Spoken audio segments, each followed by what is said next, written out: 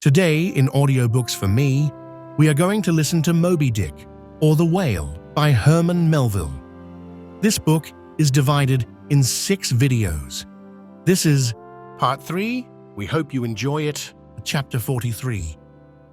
Hark! Hist! Did you hear that noise, Kabako? It was the middle watch, a fair moonlight.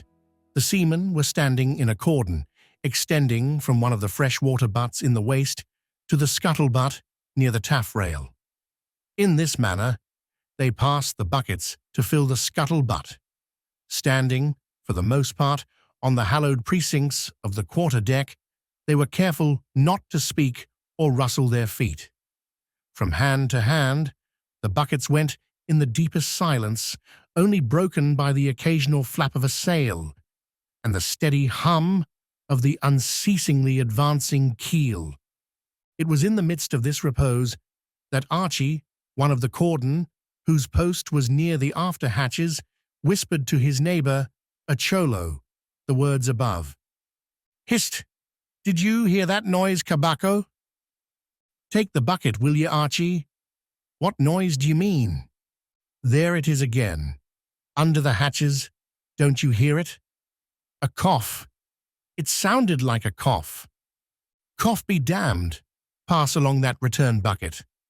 "There again. There it is. It sounds like 2 or 3 sleepers turning over now."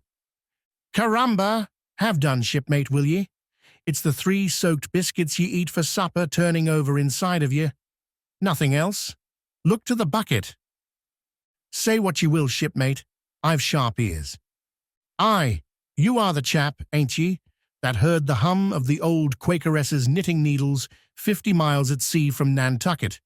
You're the chap. Grin away. We'll see what turns up. Hark ye, Kabako. There is somebody down in the afterhold that has not yet been seen on deck, and I suspect our old mogul knows something of it too.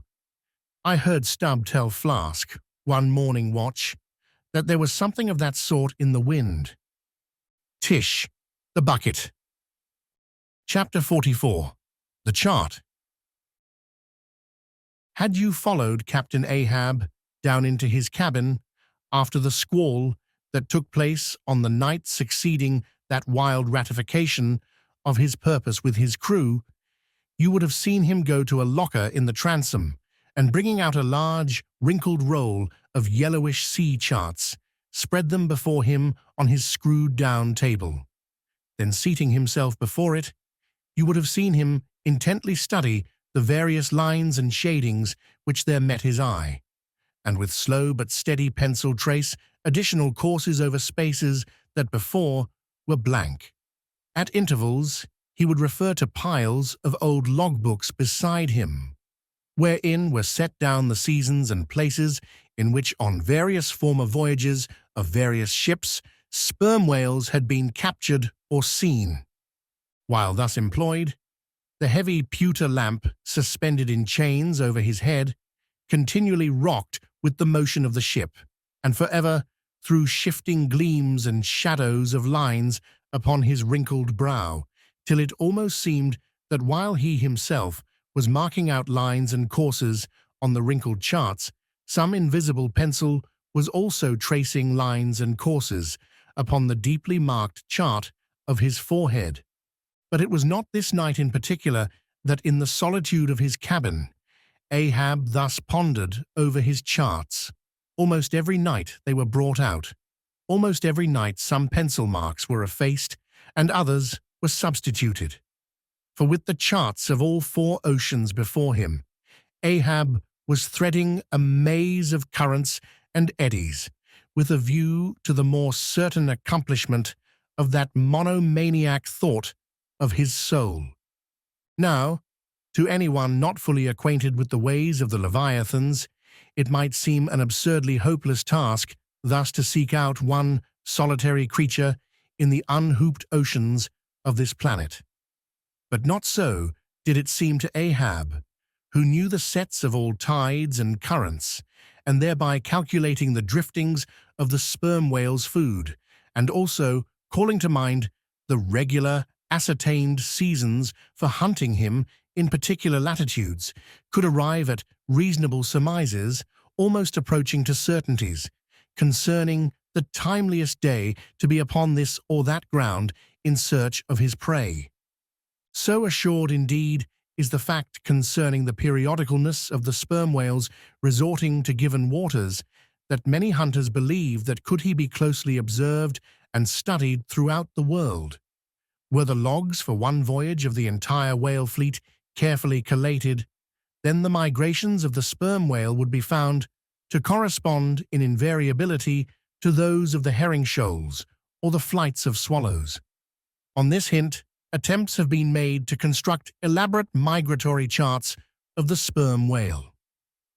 Since the above was written, the statement is happily borne out by an official circular issued by Lieutenant Maury of the National Observatory, Washington, April 16, 1851. By that circular, it appears that precisely such a chart is in course of completion, and portions of it are presented in the circular. This chart divides the ocean into districts of 5 degrees of latitude by 5 degrees of longitude, perpendicularly through each of which districts are 12 columns for the 12 months, and horizontally through each of which districts are 3 lines, one to show the number of days that have been spent in each month in every district, and the 2 others to show the number of days in which whales, sperm, or right have been seen. Besides, when making a passage from one feeding ground to another, the sperm whales, guided by some infallible instinct, say rather secret intelligence from the deity, mostly swim in veins, as they are called, continuing their way along a given ocean line with such undeviating exactitude that no ship ever sailed her course by any chart with 1/10 of such marvelous precision, though in these cases the direction taken by any one whale be straight as a surveyor's parallel, and though the line of advance be strictly confined to its own unavoidable straight wake, yet the arbitrary vein in which at these times he is said to swim generally embraces some few miles in width, more or less as the vein is presumed to expand or contract, but never exceeds the visual sweep from the whale ship's mastheads, when circumspectly gliding along this magic zone. The sum is that at particular seasons within that breadth, and along that path, migrating whales may with great confidence be looked for, and hence not only at substantiated times, upon well-known separate feeding grounds, could Ahab hope to encounter his prey, but in crossing the widest expanses of water between those grounds he could, by his art, so place and time himself on his way as even then not to be wholly without prospect of a meeting. There was a circumstance which at first sight seemed to entangle his delirious but still methodical scheme, but not so in the reality perhaps, though the gregarious sperm whales have their regular seasons for particular grounds, yet in general you cannot conclude that the herds which haunted such and such a latitude or longitude this year, say, will turn out to be identically the same with those that were found there the preceding season, though there are peculiar and unquestionable instances where the contrary of this has proved true. In general, the same remark, only within a less wide limit, applies to the solitaries and hermits among the matured aged sperm whales, so that though Moby Dick had, in a former year, been seen, for example, on what is called the Seashell Ground in the Indian Ocean, or Volcano Bay on the Japanese coast, yet it did not follow that were the Pequod to visit either of those spots at any subsequent corresponding season, she would infallibly encounter him there. So too with some other feeding grounds where he had at times revealed himself.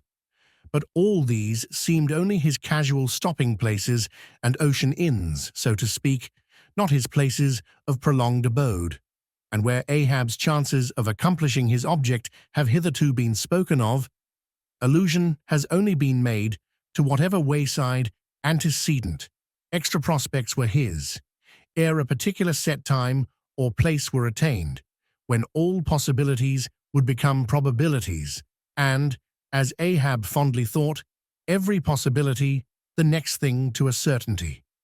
That particular set time and place were conjoined in the one technical phrase, the season on the line. For there and then, for several consecutive years, Moby Dick had been periodically descried, lingering in those waters for a while as the sun, in its annual round, loiters for a predicted interval in any one sign of the zodiac. There it was, too, that most of the deadly encounters with the white whale had taken place. There the waves were storied with his deeds. There also was that tragic spot where the monomaniac old man had found the awful motive to his vengeance. But in the cautious comprehensiveness and unloitering vigilance with which Ahab threw his brooding soul into this unfaltering hunt, he would not permit himself to rest all his hopes upon the one crowning fact above mentioned, however flattering it might be to those hopes, nor in the sleeplessness of his vow could he so tranquilize his unquiet heart as to postpone all intervening quest. Now the Pequod had sailed from Nantucket at the very beginning of the season on the line. No possible endeavor then could enable her commander to make the great passage southwards, double Cape Horn, and then running down 60 degrees of latitude, arrive in the equatorial Pacific in time to cruise there. Therefore, he must wait for the next ensuing season. Yet the premature hour of the Pequod's sailing had perhaps been correctly selected by Ahab, with a view to this very complexion of things, because an interval of 365 days and nights was before him, an interval which, instead of impatiently enduring ashore, he would spend in a miscellaneous hunt. If by chance the white whale, spending his vacation in seas far remote from his periodical feeding grounds, should turn up his wrinkled brow off the Persian Gulf, or in the Bengal Bay, or China Seas, or in any other waters haunted by his race, so that monsoons, pampas, nor'westers, harmattans, trades, any wind but the Levanter and Simoon might blow Moby Dick into the devious zigzag world circle of the Pequod's circumnavigating wake. But granting all this, yet regarded discreetly and coolly, seems it not but a mad idea this, that in the broad, boundless ocean, one solitary whale, even if encountered, should be thought capable of individual recognition from his hunter, even as a white-bearded mufti in the thronged thoroughfares of Constantinople.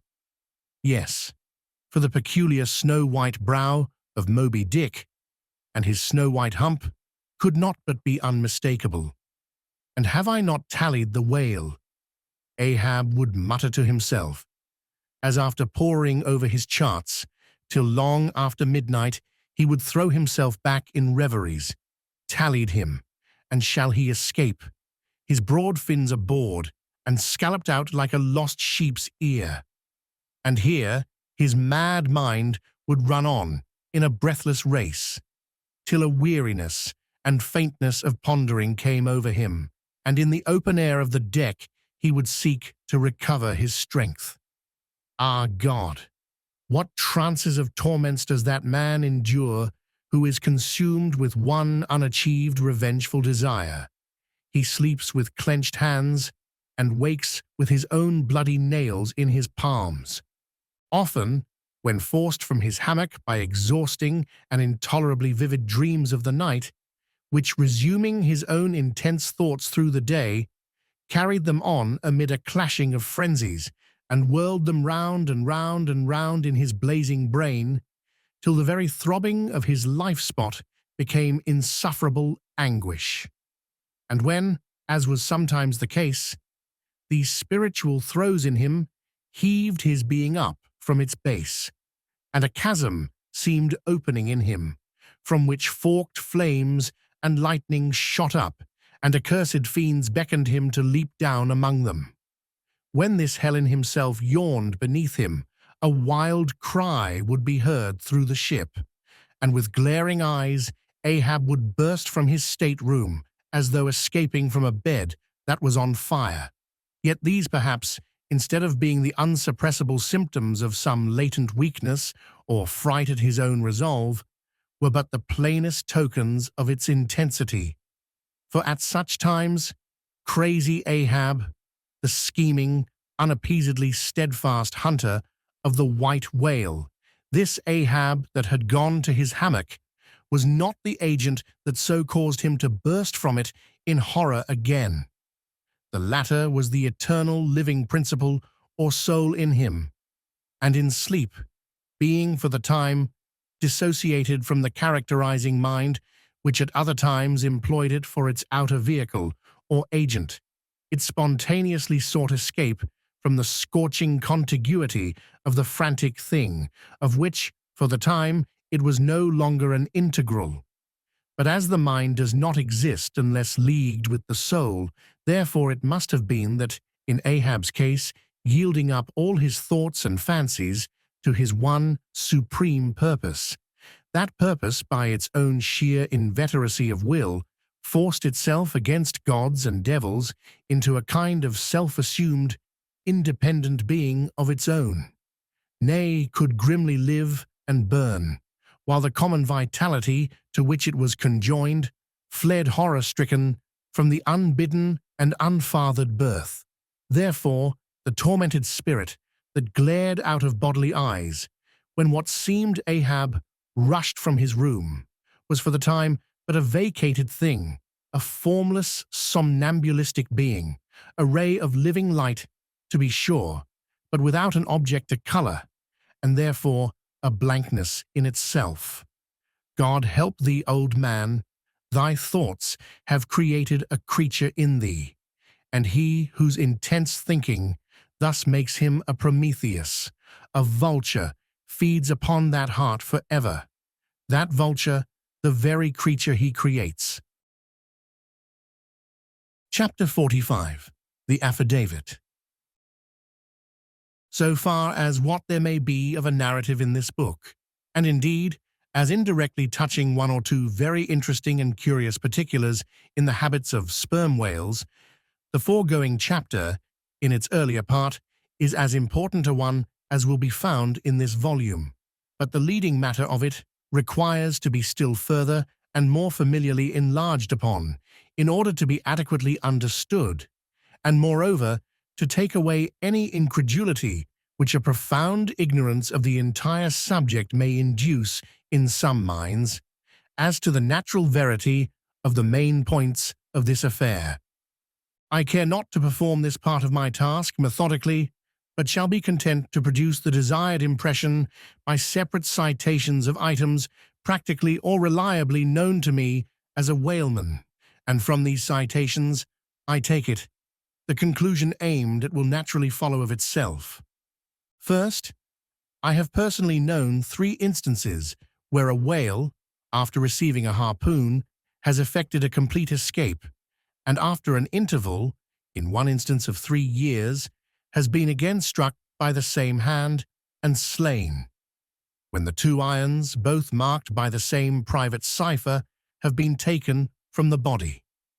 In the instance where 3 years intervened between the flinging of the 2 harpoons, and I think it may have been something more than that, the man who darted them, happening in the interval to go in a trading ship on a voyage to Africa, went ashore there, joined a discovery party, and penetrated far into the interior, where he traveled for a period of nearly 2 years, often endangered by serpents, savages, tigers, poisonous miasmas, with all the other common perils incident to wandering in the heart of unknown regions. Meanwhile, the whale he had struck must also have been on its travels. No doubt it had thrice circumnavigated the globe, brushing with its flanks all the coasts of Africa, but to no purpose. This man and this whale again came together, and the one vanquished the other. I say I myself have known 3 instances similar to this. That is, in 2 of them I saw the whale struck, and upon the second attack saw the two irons with the respective marks cut in them, afterwards taken from the dead fish. In the 3-year instance, it so fell out that I was in the boat both times, first and last, and the last time distinctly recognized a peculiar sort of huge mole under the whale's eye, which I had observed there 3 years previous. I say 3 years, but I am pretty sure it was more than that. Here are 3 instances, then, which I personally know the truth of. But I have heard of many other instances from persons whose veracity in the matter there is no good ground to impeach.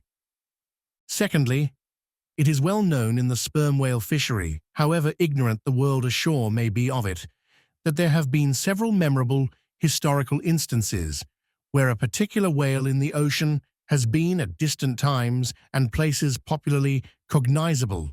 Why such a whale became thus marked was not altogether and originally owing to his bodily peculiarities as distinguished from other whales.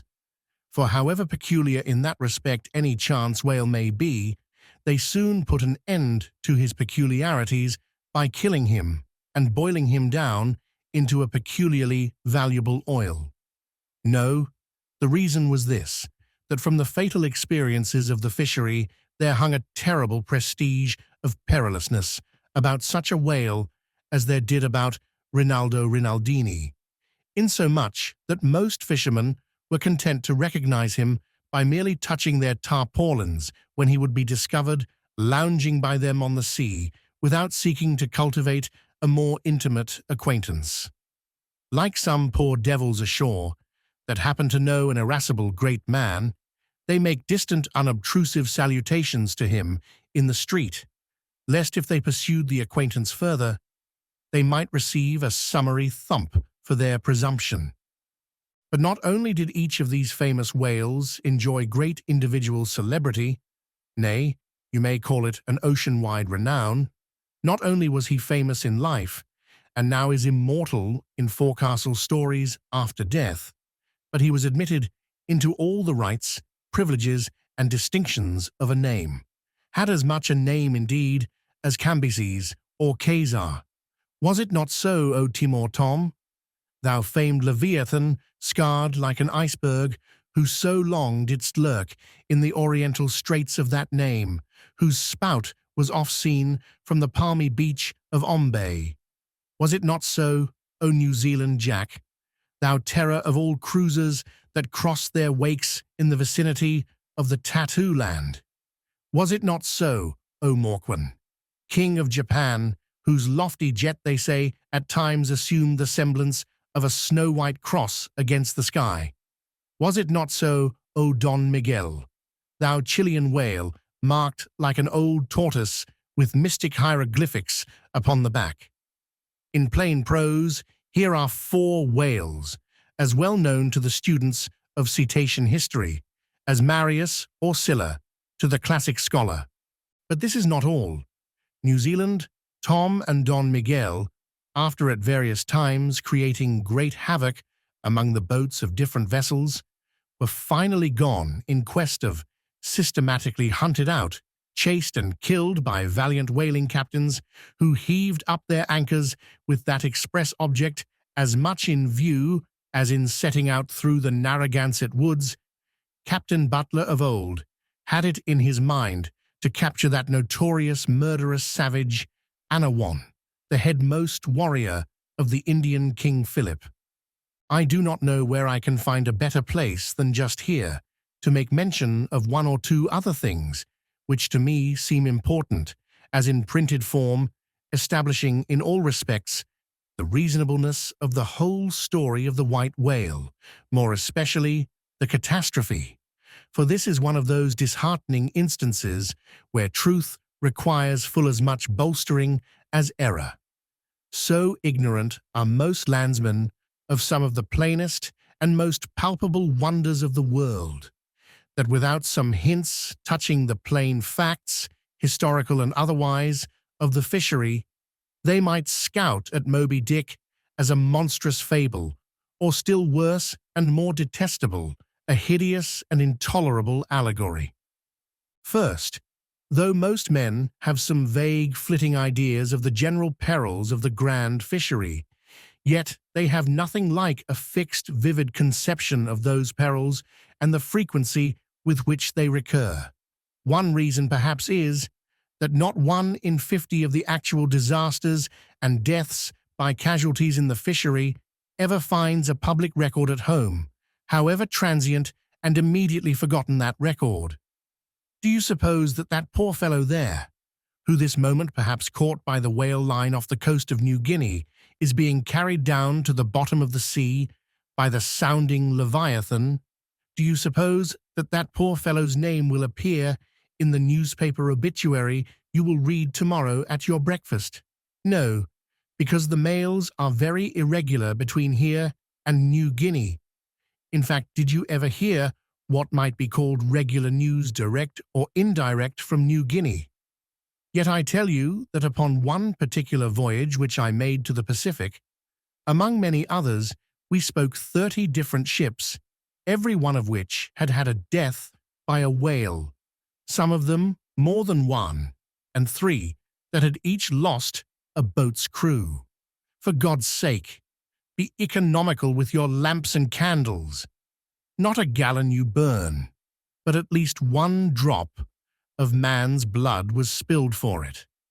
Secondly, people ashore have indeed some indefinite idea that a whale is an enormous creature of enormous power, but I have ever found that when narrating to them some specific example of this twofold enormousness, they have significantly complimented me upon my facetiousness, when, I declare upon my soul, I had no more idea of being facetious than Moses when he wrote the history of the plagues of Egypt. But fortunately, the special point I here seek can be established upon testimony entirely independent of my own. That point is this: the sperm whale is in some cases sufficiently powerful, knowing and judiciously malicious, as with directer forethought, to stave in, utterly destroy, and sink a large ship.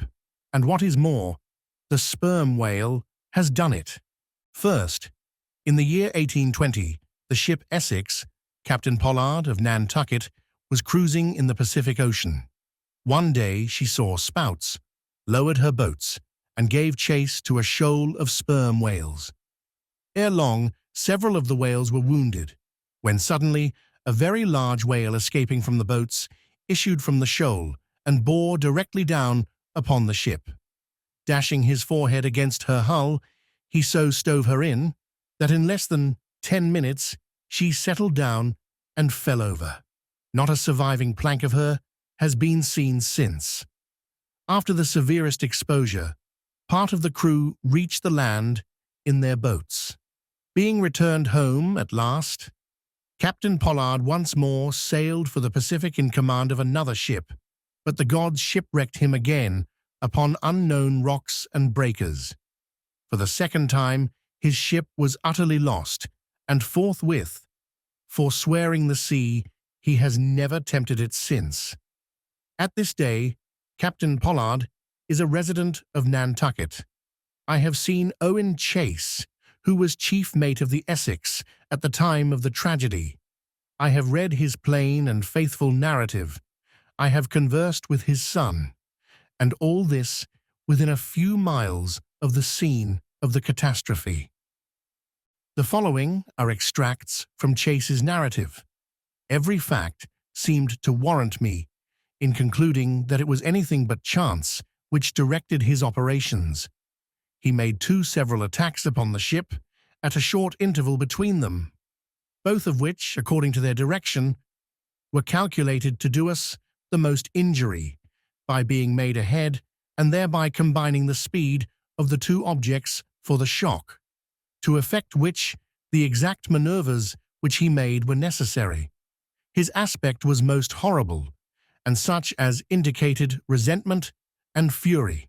He came directly from the shoal which we had just before entered, and in which we had struck 3 of his companions, as if fired with revenge for their sufferings. again. At all events, the whole circumstances taken together, all happening before my own eyes, and producing at the time impressions in my mind of decided, calculating mischief on the part of the whale, many of which impressions I cannot now recall, induce me to be satisfied that I am correct in my opinion. Here are his reflections, some time after quitting the ship, during a black night in an open boat, when almost despairing of reaching any hospitable shore. The dark ocean and swelling waters were nothing. The fears of being swallowed up by some dreadful tempest or dashed upon hidden rocks, with all the other ordinary subjects of fearful contemplation, seemed scarcely entitled to a moment's thought. The dismal-looking wreck, and the horrid aspect and revenge of the whale, wholly engrossed my reflections, until day again made its appearance. In another place, passage 45, he speaks of the mysterious and mortal attack of the animal. Secondly, the ship Union, also of Nantucket, was in the year 1807 totally lost off the Azores by a similar onset, but the authentic particulars of this catastrophe I have never chanced to encounter, though from the whale hunters I have now and then heard casual allusions to it. Thirdly, some 18 or 20 years ago, Commodore J. then commanding an American sloop of war of the first class, happened to be dining with a party of whaling captains on board a Nantucket ship in the harbor of Oahu, Sandwich Islands. Conversation turning upon whales, the Commodore was pleased to be skeptical, touching the amazing strength ascribed to them by the professional gentlemen present. He peremptorily denied, for example, that any whale could so smite his stout sloop of war as to cause her to leak so much as a thimbleful. Very good, but there is more coming. Some weeks after, the Commodore set sail in this impregnable craft for Valparaiso, but he was stopped on the way by a portly sperm whale that begged a few moments' confidential business with him. That business consisted in fetching the Commodore's craft such a thwack that with all his pumps going, he made straight for the nearest port to heave down and repair. I am not superstitious, but I consider the Commodore's interview with that whale as providential. Was not Saul of Tarsus converted from unbelief by a similar fright? I tell you, the sperm whale will stand no nonsense. I will now refer you to Langsdorff's voyages for a little circumstance in point, peculiarly interesting to the writer hereof. Langsdorff, you must know by the way, was attached to the Russian Admiral Krusenstern's famous discovery expedition in the beginning of the present century. Captain Langsdorff thus begins his 17th chapter. By the 13th of May, our ship was ready to sail, and the next day we were out in the open sea, on our way to Ochoch. The weather was very clear and fine, but so intolerably cold that we were obliged to keep on our fur clothing. For some days we had very little wind. It was not till the 19th that a brisk gale from the northwest sprang up. An uncommon large whale, the body of which was larger than the ship itself, lay almost at the surface of the water, but was not perceived by anyone on board till the moment when the ship, which was in full sail, was almost upon him, so that it was impossible to prevent its striking against him.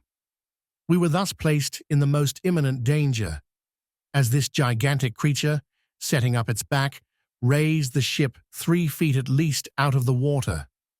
The masts reeled, and the sails fell altogether, while we who were below all sprang instantly upon the deck, concluding that we had struck upon some rock.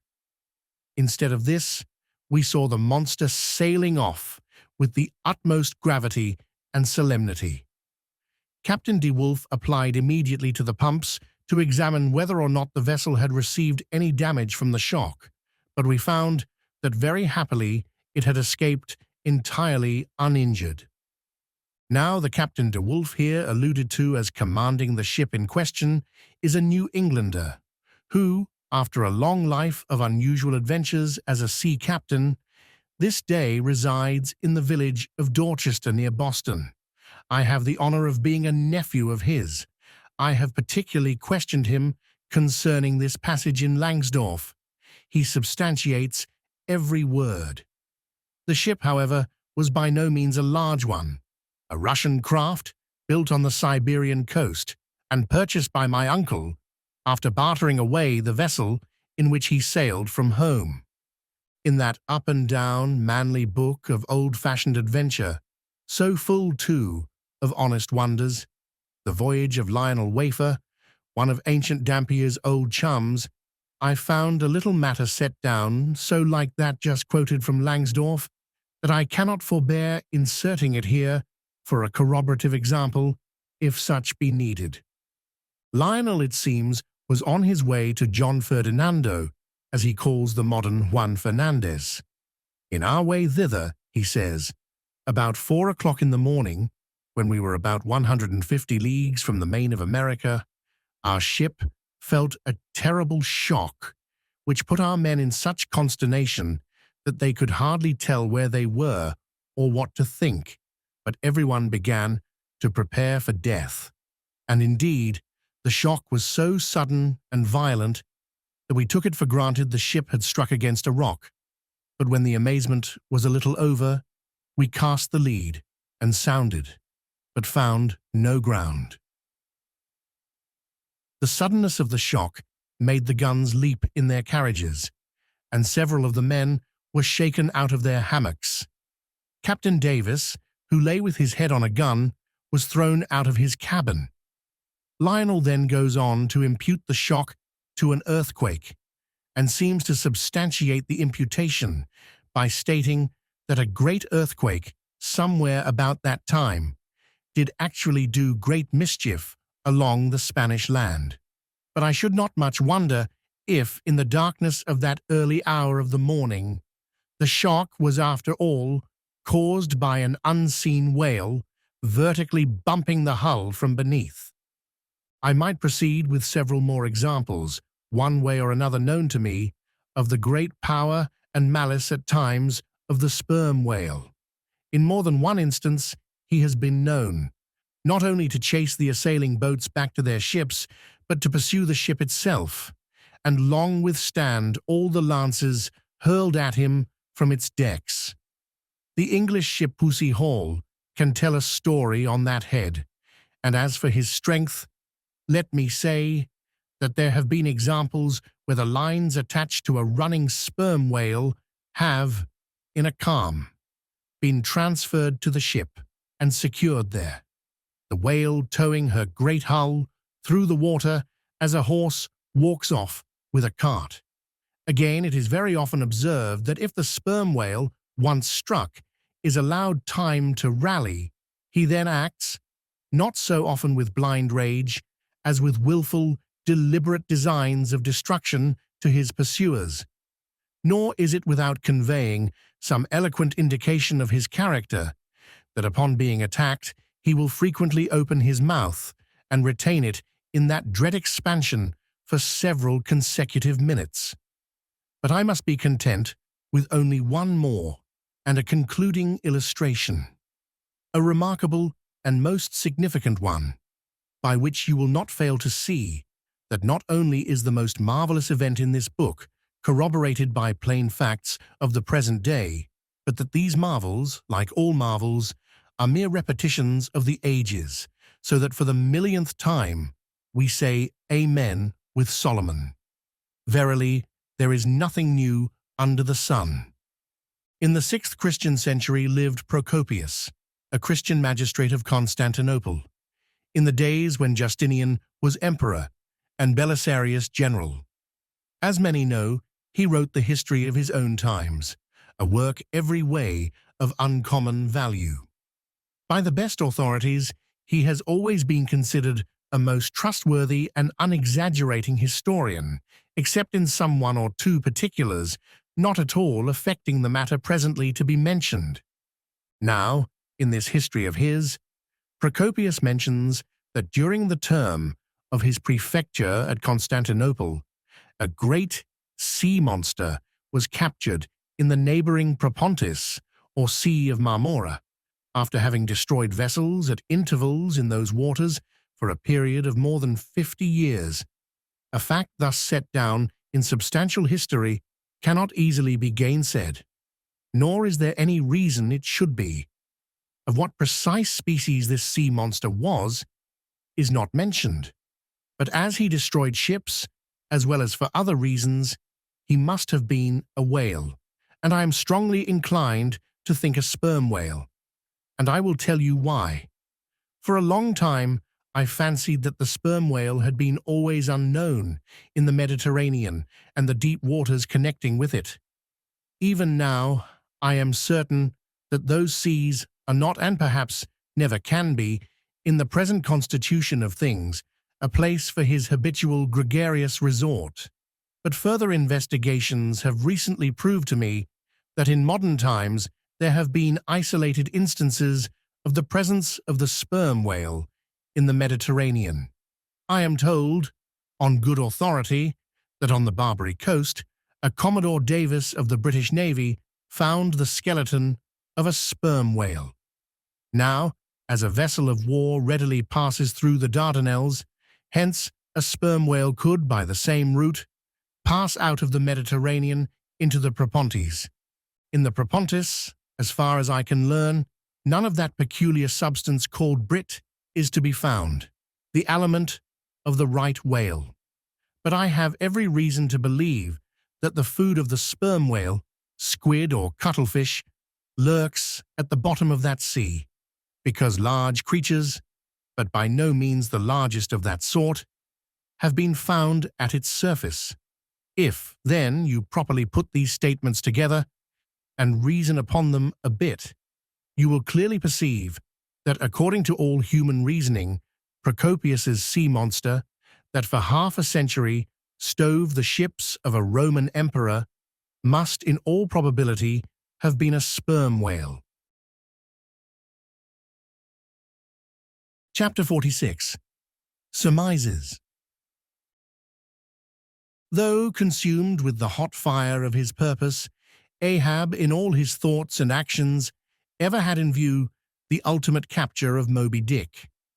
Though he seemed ready to sacrifice all mortal interests to that one passion, nevertheless it may have been that he was by nature and long habituation far too wedded to a fiery whaleman's ways altogether to abandon the collateral prosecution of the voyage, or at least, if this were otherwise, there were not wanting other motives much more influential with him.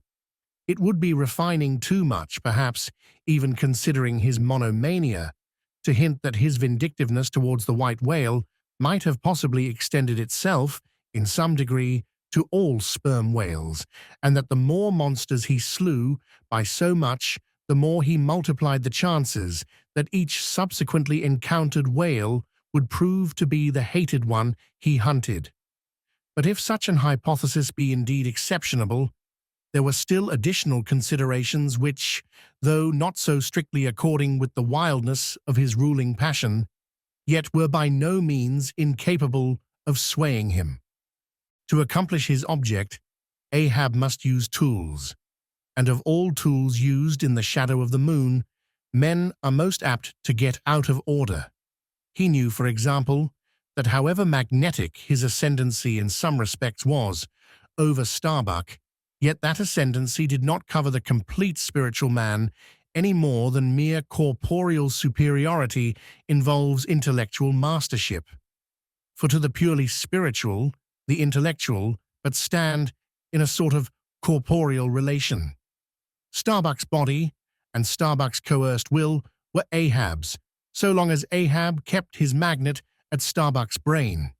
Still he knew that for all this, the chief mate, in his soul, abhorred his captain's quest, and could he, would joyfully disintegrate himself from it, or even frustrate it. It might be that a long interval would elapse ere the white whale was seen.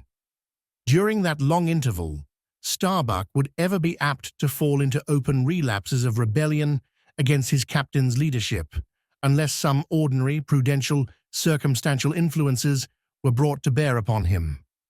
Not only that, but the subtle insanity of Ahab respecting Moby Dick was no ways more significantly manifested than in his superlative sense and shrewdness in foreseeing that, for the present, the hunt should in some way be stripped of that strange, imaginative impiousness which naturally invested it, that the full terror of the voyage must be kept withdrawn into the obscure background.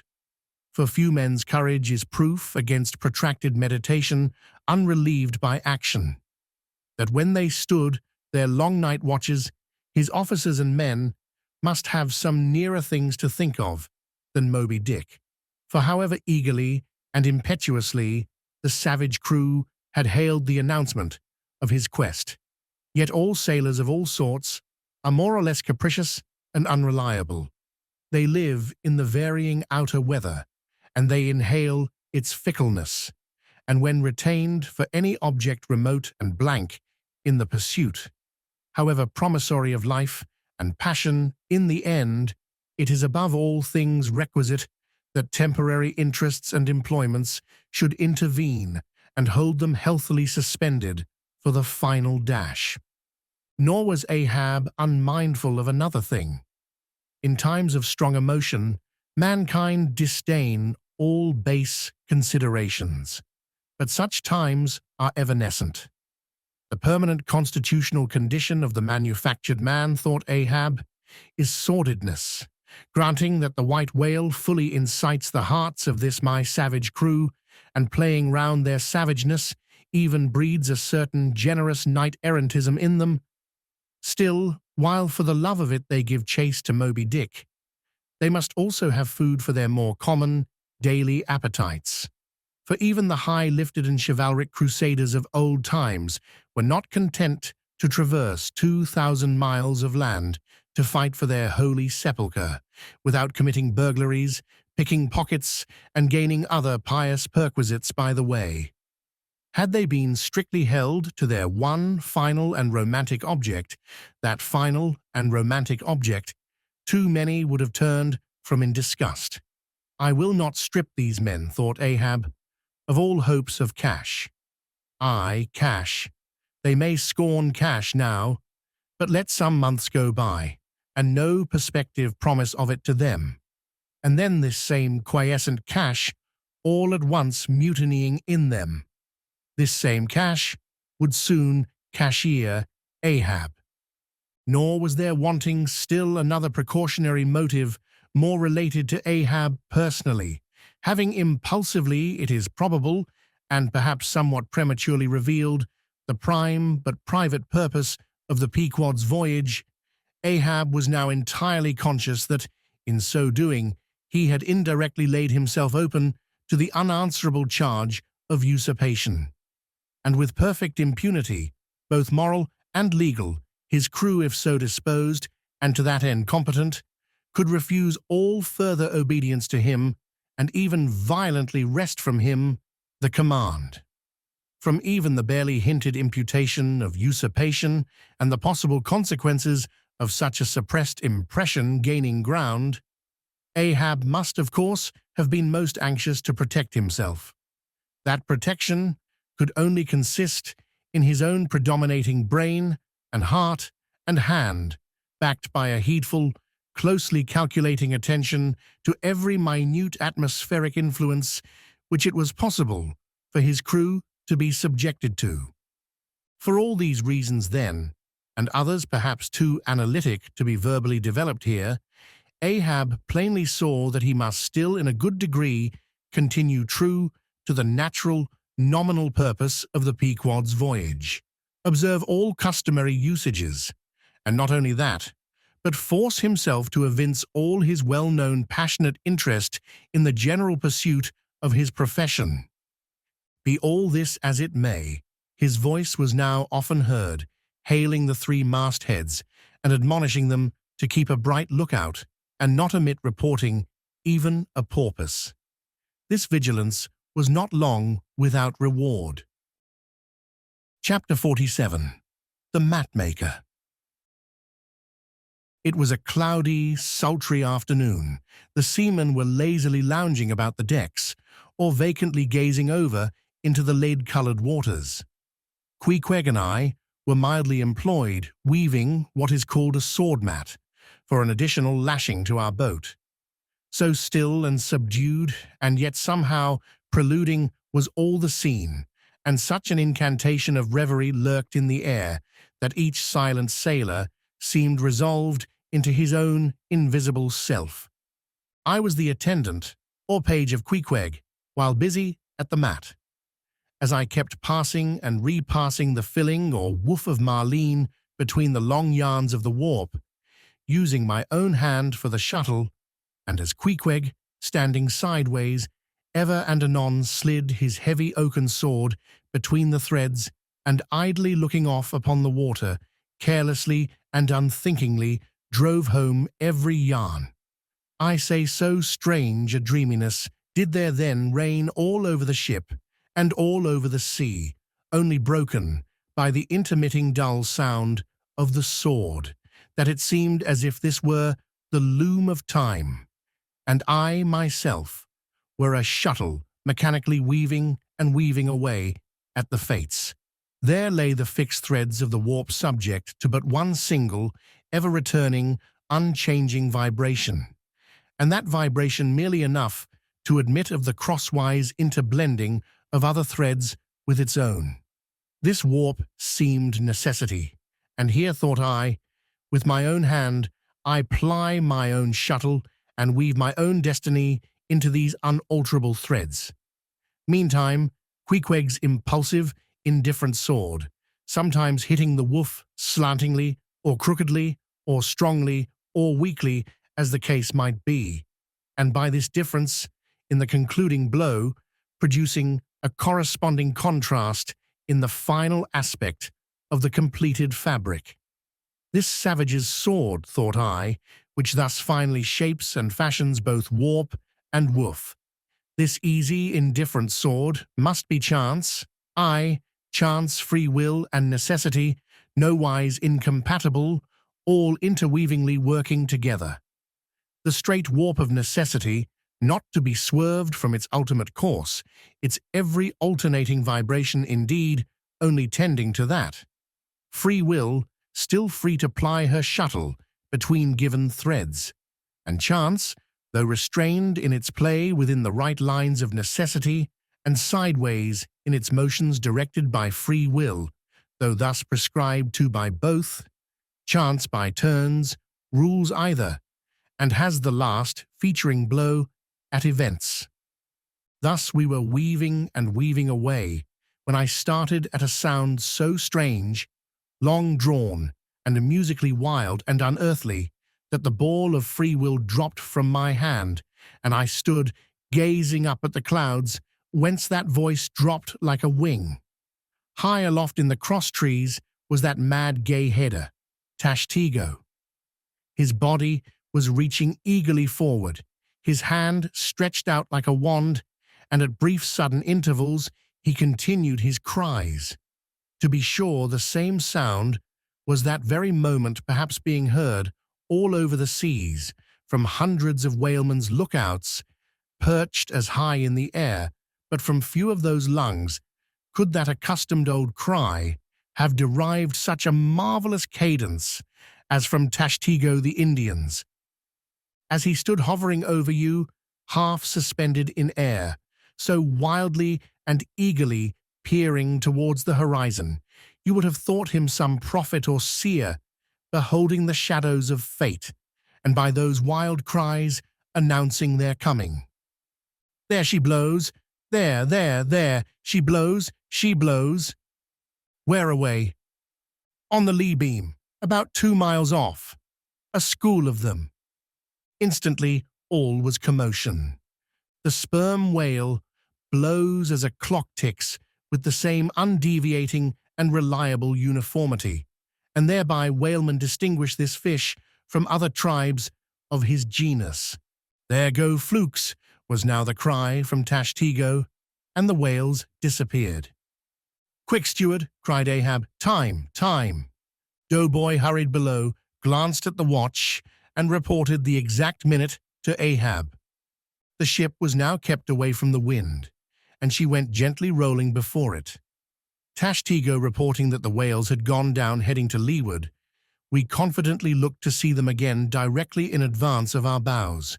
For that singular craft at times, evinced by the sperm whale when, sounding with his head in one direction, he nevertheless, while concealed beneath the surface, mills round and swiftly swims off in the opposite quarter.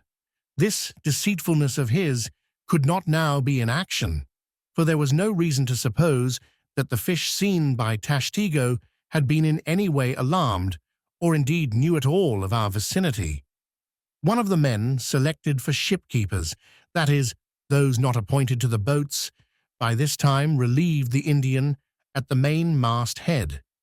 The sailors at the fore and mizzen had come down. The line tubs were fixed in their places, the cranes were thrust out, the mainyard was backed, and the three boats swung over the sea like three samphire baskets over high cliffs. Outside of the bulwarks, their eager crews with one hand clung to the rail, while one foot was expectantly poised on the gunwale. So looked the long line of man-of-war's men, about to throw themselves on board an enemy's ship. But at this critical instant, a sudden exclamation was heard that took every eye from the whale. With a start, all glared at dark Ahab, who was surrounded by 5 dusky phantoms that seemed fresh, formed out of air. Chapter 48. The First Lowering. The phantoms, for so they then seemed, were flitting on the other side of the deck, and with a noiseless celerity were casting loose the tackles and bands of the boat, which swung there. This boat had always been deemed one of the spare boats, though technically called the captain's on account of its hanging from the starboard quarter. The figure that now stood by its bows was tall and swart, with one white tooth evilly protruding from its steel-like lips. A rumpled Chinese jacket of black cotton funereally invested him, with wide black trousers of the same dark stuff.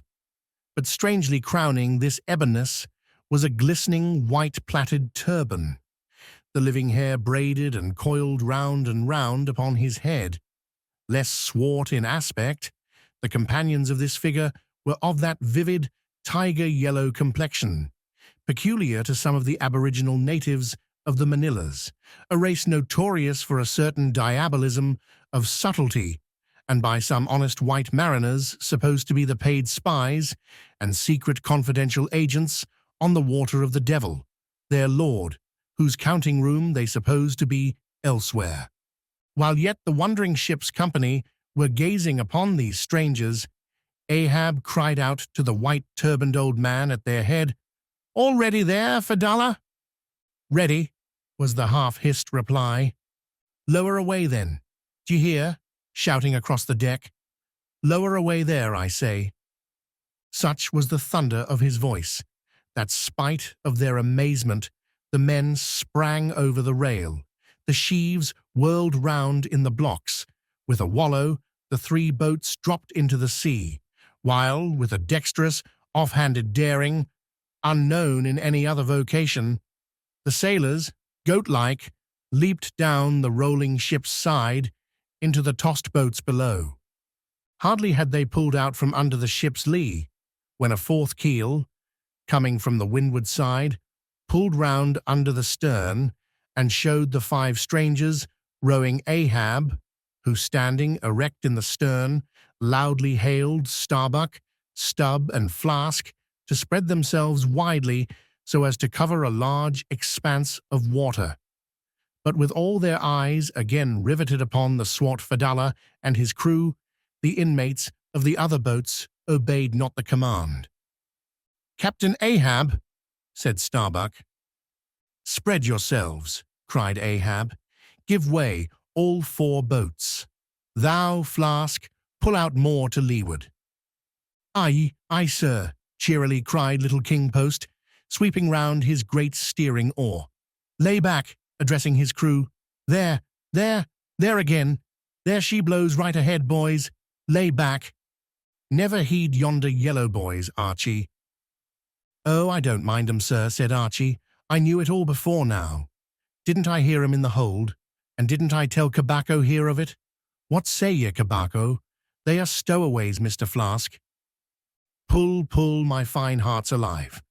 Pull, my children, pull, my little ones, drawlingly and soothingly sighed Stubb to his crew, some of whom still showed signs of uneasiness.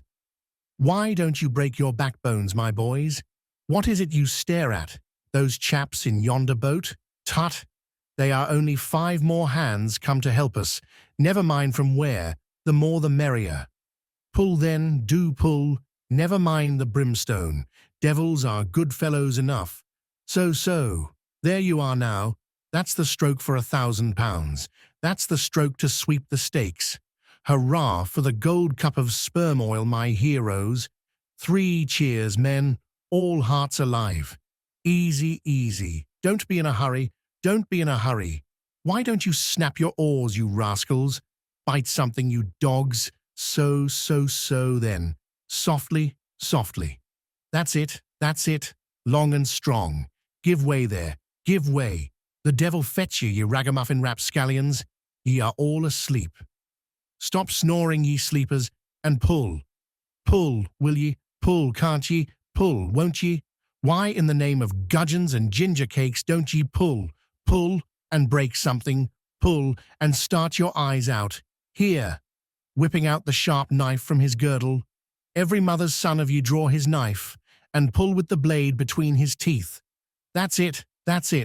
Now ye do something. That looks like it, my steel bits. Start her, my silver spoons. Start her, marling spikes. Stubb's exordium to his crew is given here at large, because he had rather a peculiar way of talking to them in general, and especially in inculcating the religion of rowing. But you must not suppose from this specimen of his sermonizings that he ever flew into downright passions with his congregation. Not at all, and therein consisted his chief peculiarity. He would say the most terrific things to his crew, in a tone so strangely compounded of fun and fury, and the fury seemed so calculated merely as a spice to the fun, that no oarsman could hear such queer invocations without pulling for dear life, and yet pulling for the mere joke of the thing. Besides, he all the time looked so easy and indolent himself, so loungingly managed his steering oar, and so broadly gaped, open-mouthed at times, that the mere sight of such a yawning commander, by sheer force of contrast, acted like a charm upon the crew. Then again, Stubb was one of those odd sort of humorists, whose jollity is sometimes so curiously ambiguous as to put all inferiors on their guard in the matter of obeying them. In obedience to a sign from Ahab, Starbuck was now pulling obliquely across Stubb's bow, and when for a minute or so the 2 boats were pretty near to each other, Stubb hailed the mate. "Mr. Starbuck, larboard boat there, ahoy! A word with ye, sir, if ye please."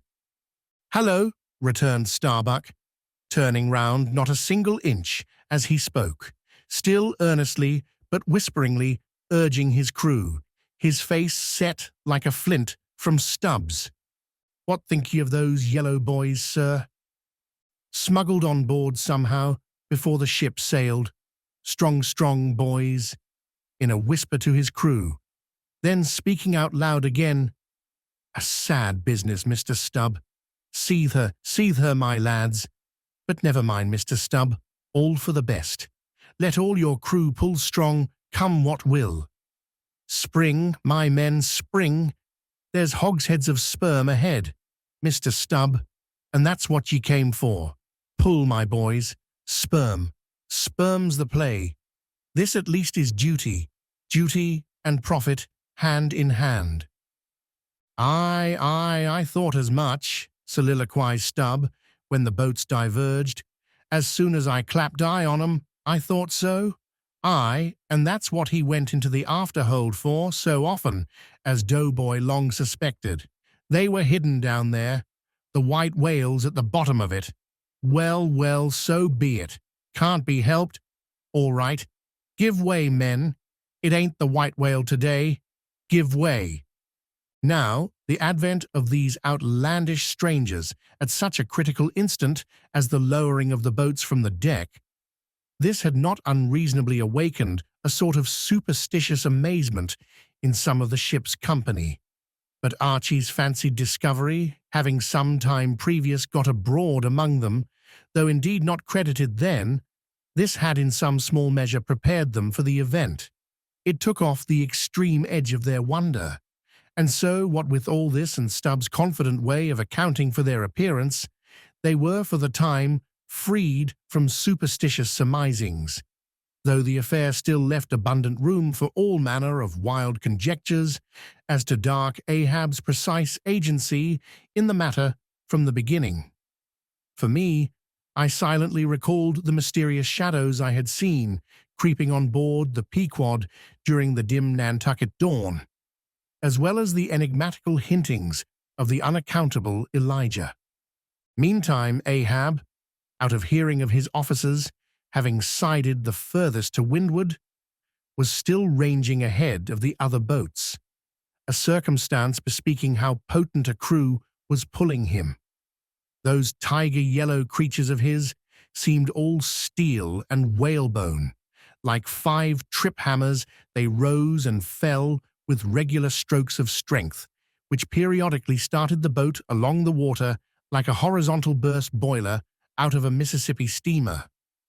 As for Fedallah, who was seen pulling the harpooneer oar, he had thrown aside his black jacket and displayed his naked chest, with the whole part of his body above the gunwale, clearly cut against the alternating depressions of the watery horizon.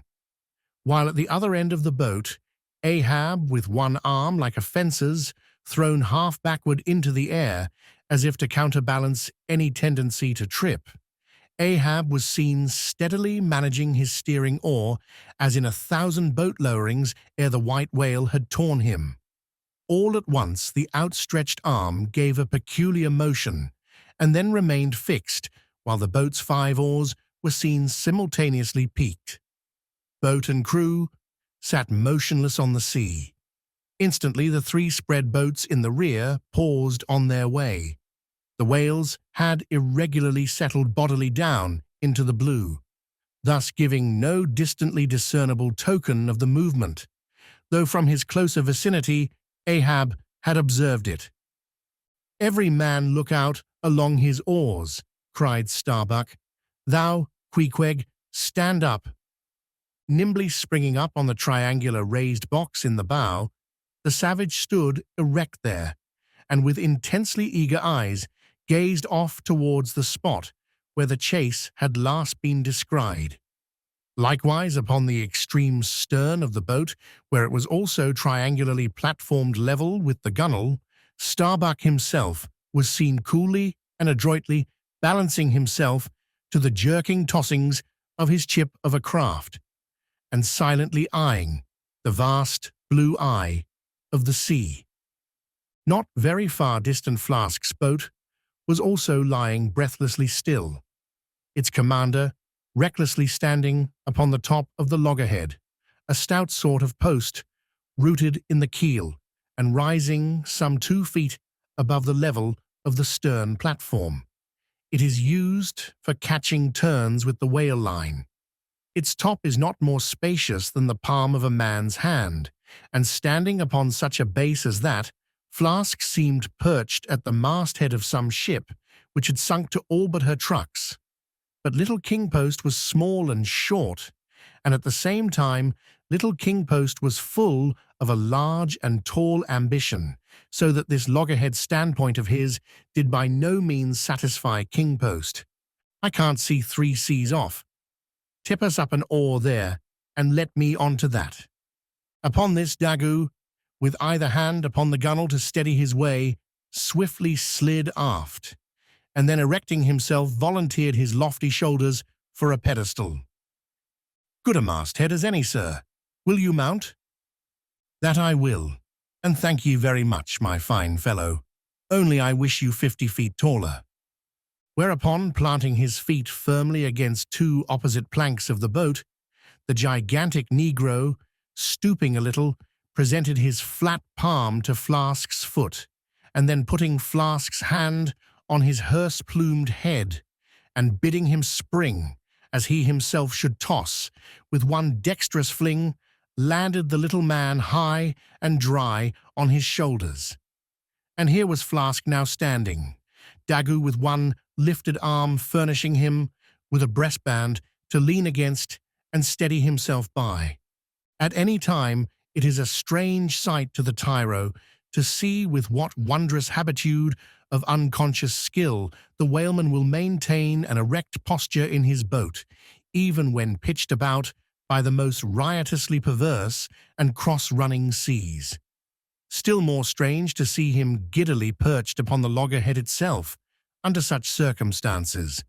But the sight of little Flask, mounted upon gigantic Daggoo, was yet more curious, for sustaining himself with a cool, indifferent, easy, unthought-of, barbaric majesty, the noble Negro, to every roll of the sea, harmoniously rolled his fine form. On his broad back, flaxen-haired Flask seemed a snowflake. The bearer looked nobler than the rider, though truly vivacious, tumultuous, ostentatious little Flask would now and then stamp with impatience, but not one added heave did he thereby give to the Negro's lordly chest. So have I seen passion and vanity stamping the living magnanimous earth, but the earth did not alter her tides and her seasons for that. Meanwhile Stubb, the third mate, betrayed no such far-gazing solicitudes. The whales might have made one of their regular soundings, not a temporary dive from mere fright. And if that were the case, Stubb, as his wont in such cases it seems, was resolved to solace the languishing interval with his pipe. He withdrew it from his hatband, where he always wore it, aslant like a feather. He loaded it, and rammed home the loading with his thumb end. But hardly had he ignited his match across the rough sandpaper of his hand, when Tash Tego, his harpooneer, whose eyes had been setting to windward like two fixed stars, suddenly dropped like light from his erect attitude to his seat, crying out in a quick frenzy of hurry, "Down, down all, and give way! There they are!" To a landsman, no whale, nor any sign of a herring would have been visible at that moment. Nothing but a troubled bit of greenish-white water, and thin, scattered puffs of vapor hovering over it and suffusingly blowing off to leeward like the confused scud from white rolling billows.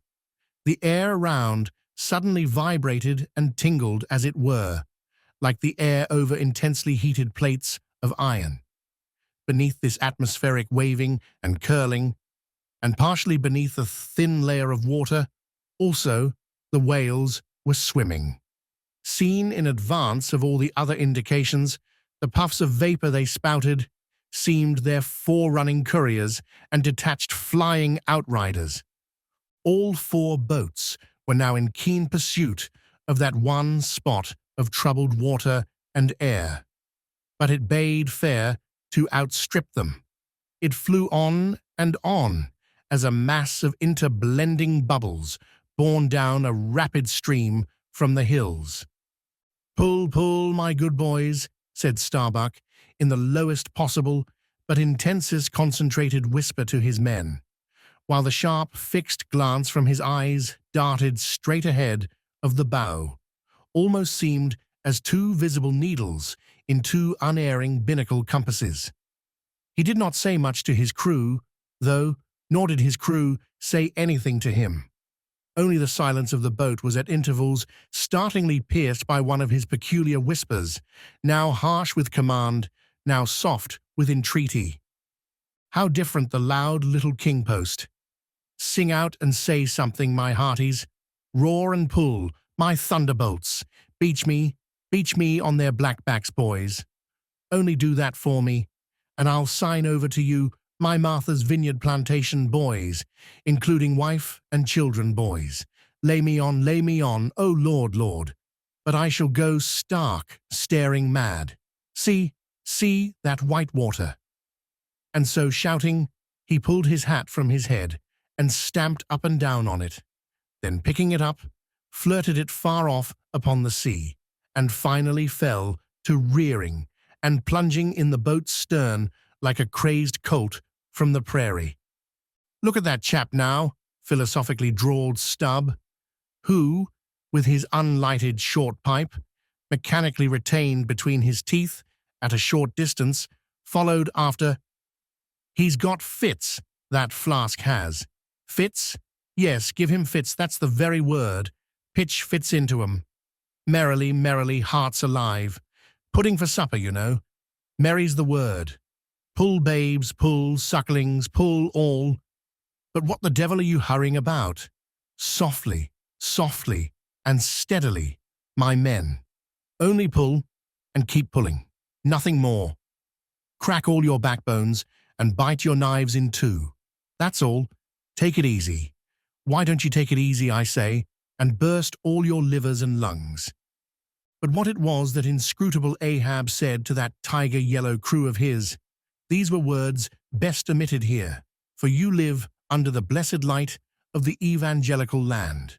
Only the infidel sharks in the audacious seas may give ear to such words, when, with tornado brow and eyes of red murder and foam-glued lips, Ahab leaped after his prey. Meanwhile, all the boats tore on. The repeated specific allusions of Flask to that whale, as he called the fictitious monster, which he declared to be incessantly tantalizing his boat's bow with its tail, these allusions of his were at times so vivid and lifelike that they would cause some one or two of his men to snatch a fearful look over the shoulder. But this was against all rule, for the oarsmen must put out their eyes and ram a skewer through their necks, usage pronouncing that they must have no organs but ears and no limbs but arms in these critical moments. It was a sight full of quick wonder and awe. The vast swells of the omnipotent sea, the surging hollow roar they made as they rolled along the 8 gunwales like gigantic bowls in a boundless bowling green.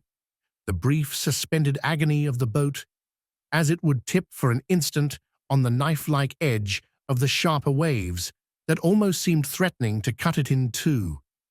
The sudden profound dip into the watery glens and hollows, the keen spurrings and goadings to gain the top of the opposite hill, the headlong, sled-like slide down its other side. All these, with the cries of the headsmen and harpooneers and the shuddering gasps of the oarsmen, with the wondrous sight of the ivory Pequod bearing down upon her boats with outstretched sails like a wild hen after her screaming brood. All this was thrilling. Not the raw recruit marching from the bosom of his wife into the fever heat of his first battle, not the dead man's ghost encountering the first unknown phantom in the other world. Neither of these can feel stranger and stronger emotions than that man does, who for the first time finds himself pulling into the charmed, churned circle of the hunted sperm whale. The dancing white water made by the chase was now becoming more and more visible, owing to the increasing darkness of the dun cloud shadows flung upon the sea. The jets of vapor no longer blended, but tilted everywhere to right and left. The whales seemed separating their wakes. The boats were pulled more apart, Starbuck giving chase to 3 whales running dead to leeward. Our sail was now set, and with the still rising wind, we rushed along. The boat going with such madness through the water that the lee oars could scarcely be worked rapidly enough to escape being torn from the rowlocks. Soon we were running through a suffusing wide veil of mist, neither ship nor boat to be seen. "Give way, men," whispered Starbuck, drawing still further aft the sheet of his sail. "There is time to kill a fish yet before the squall comes. There's white water again, close to spring."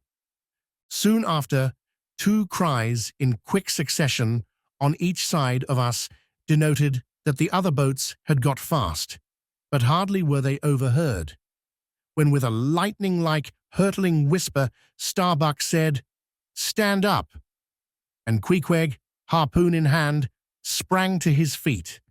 Though not one of the oarsmen was then facing the life-and-death peril so close to them ahead, yet with their eyes on the intense countenance of the mate in the stern of the boat, they knew that the imminent instant had come.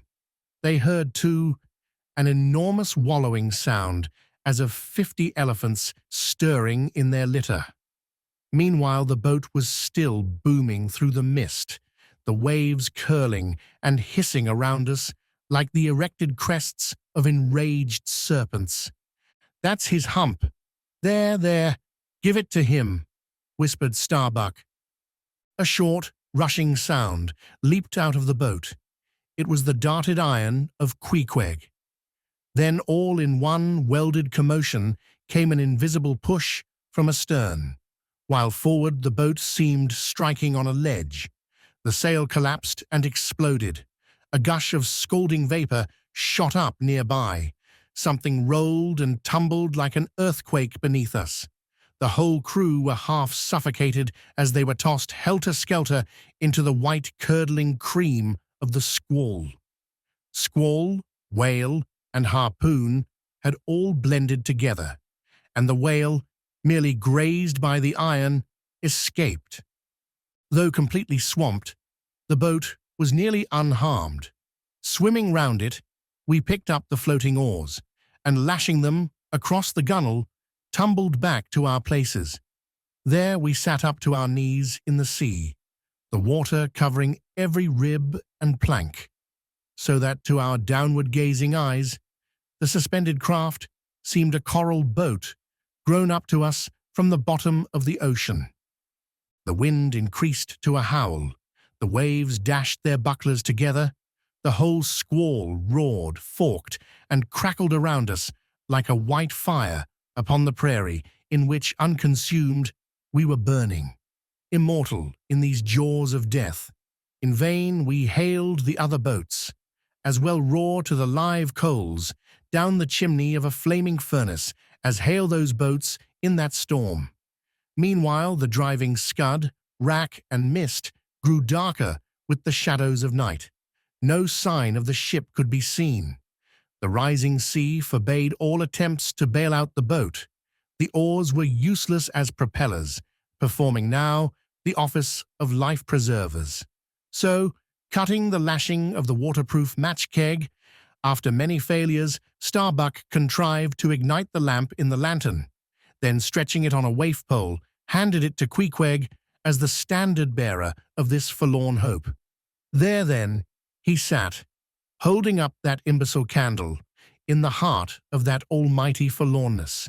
There, then, he sat, the sign and symbol of a man without faith, hopelessly holding up hope in the midst of despair. Wet, drenched through, and shivering cold, despairing of ship or boat, we lifted up our eyes as the dawn came on. The mist still spread over the sea. The empty lantern lay crushed in the bottom of the boat. Suddenly, Queequeg started to his feet, hollowing his hand to his ear. We all heard a faint creaking, as of ropes and yards hitherto muffled by the storm. The sound came nearer and nearer. The thick mists were dimly parted by a huge, vague form. Affrighted, we all sprang into the sea as the ship, at last, loomed into view, bearing right down upon us within a distance of not much more than its length. Floating on the waves, we saw the abandoned boat, as for one instant it tossed and gaped beneath the ship's bows like a chip at the base of a cataract, and then the vast hull rolled over it, and it was seen no more till it came up weltering astern. Again we swam for it, were dashed against it by the seas, and were at last taken up and safely landed on board. Ere the squall came close to, the other boats had cut loose from their fish and returned to the ship in good time. The ship had given us up, but was still cruising, if haply it might light upon some token of our perishing, an oar or a lance-pole. Chapter 49. The Hyena. There are certain queer times and occasions in this strange mixed affair we call life when a man takes this whole universe for a vast practical joke, though the wit thereof he but dimly discerns, and more than suspects that the joke is at nobody's expense but his own. However, nothing dispirits, and nothing seems worthwhile disputing.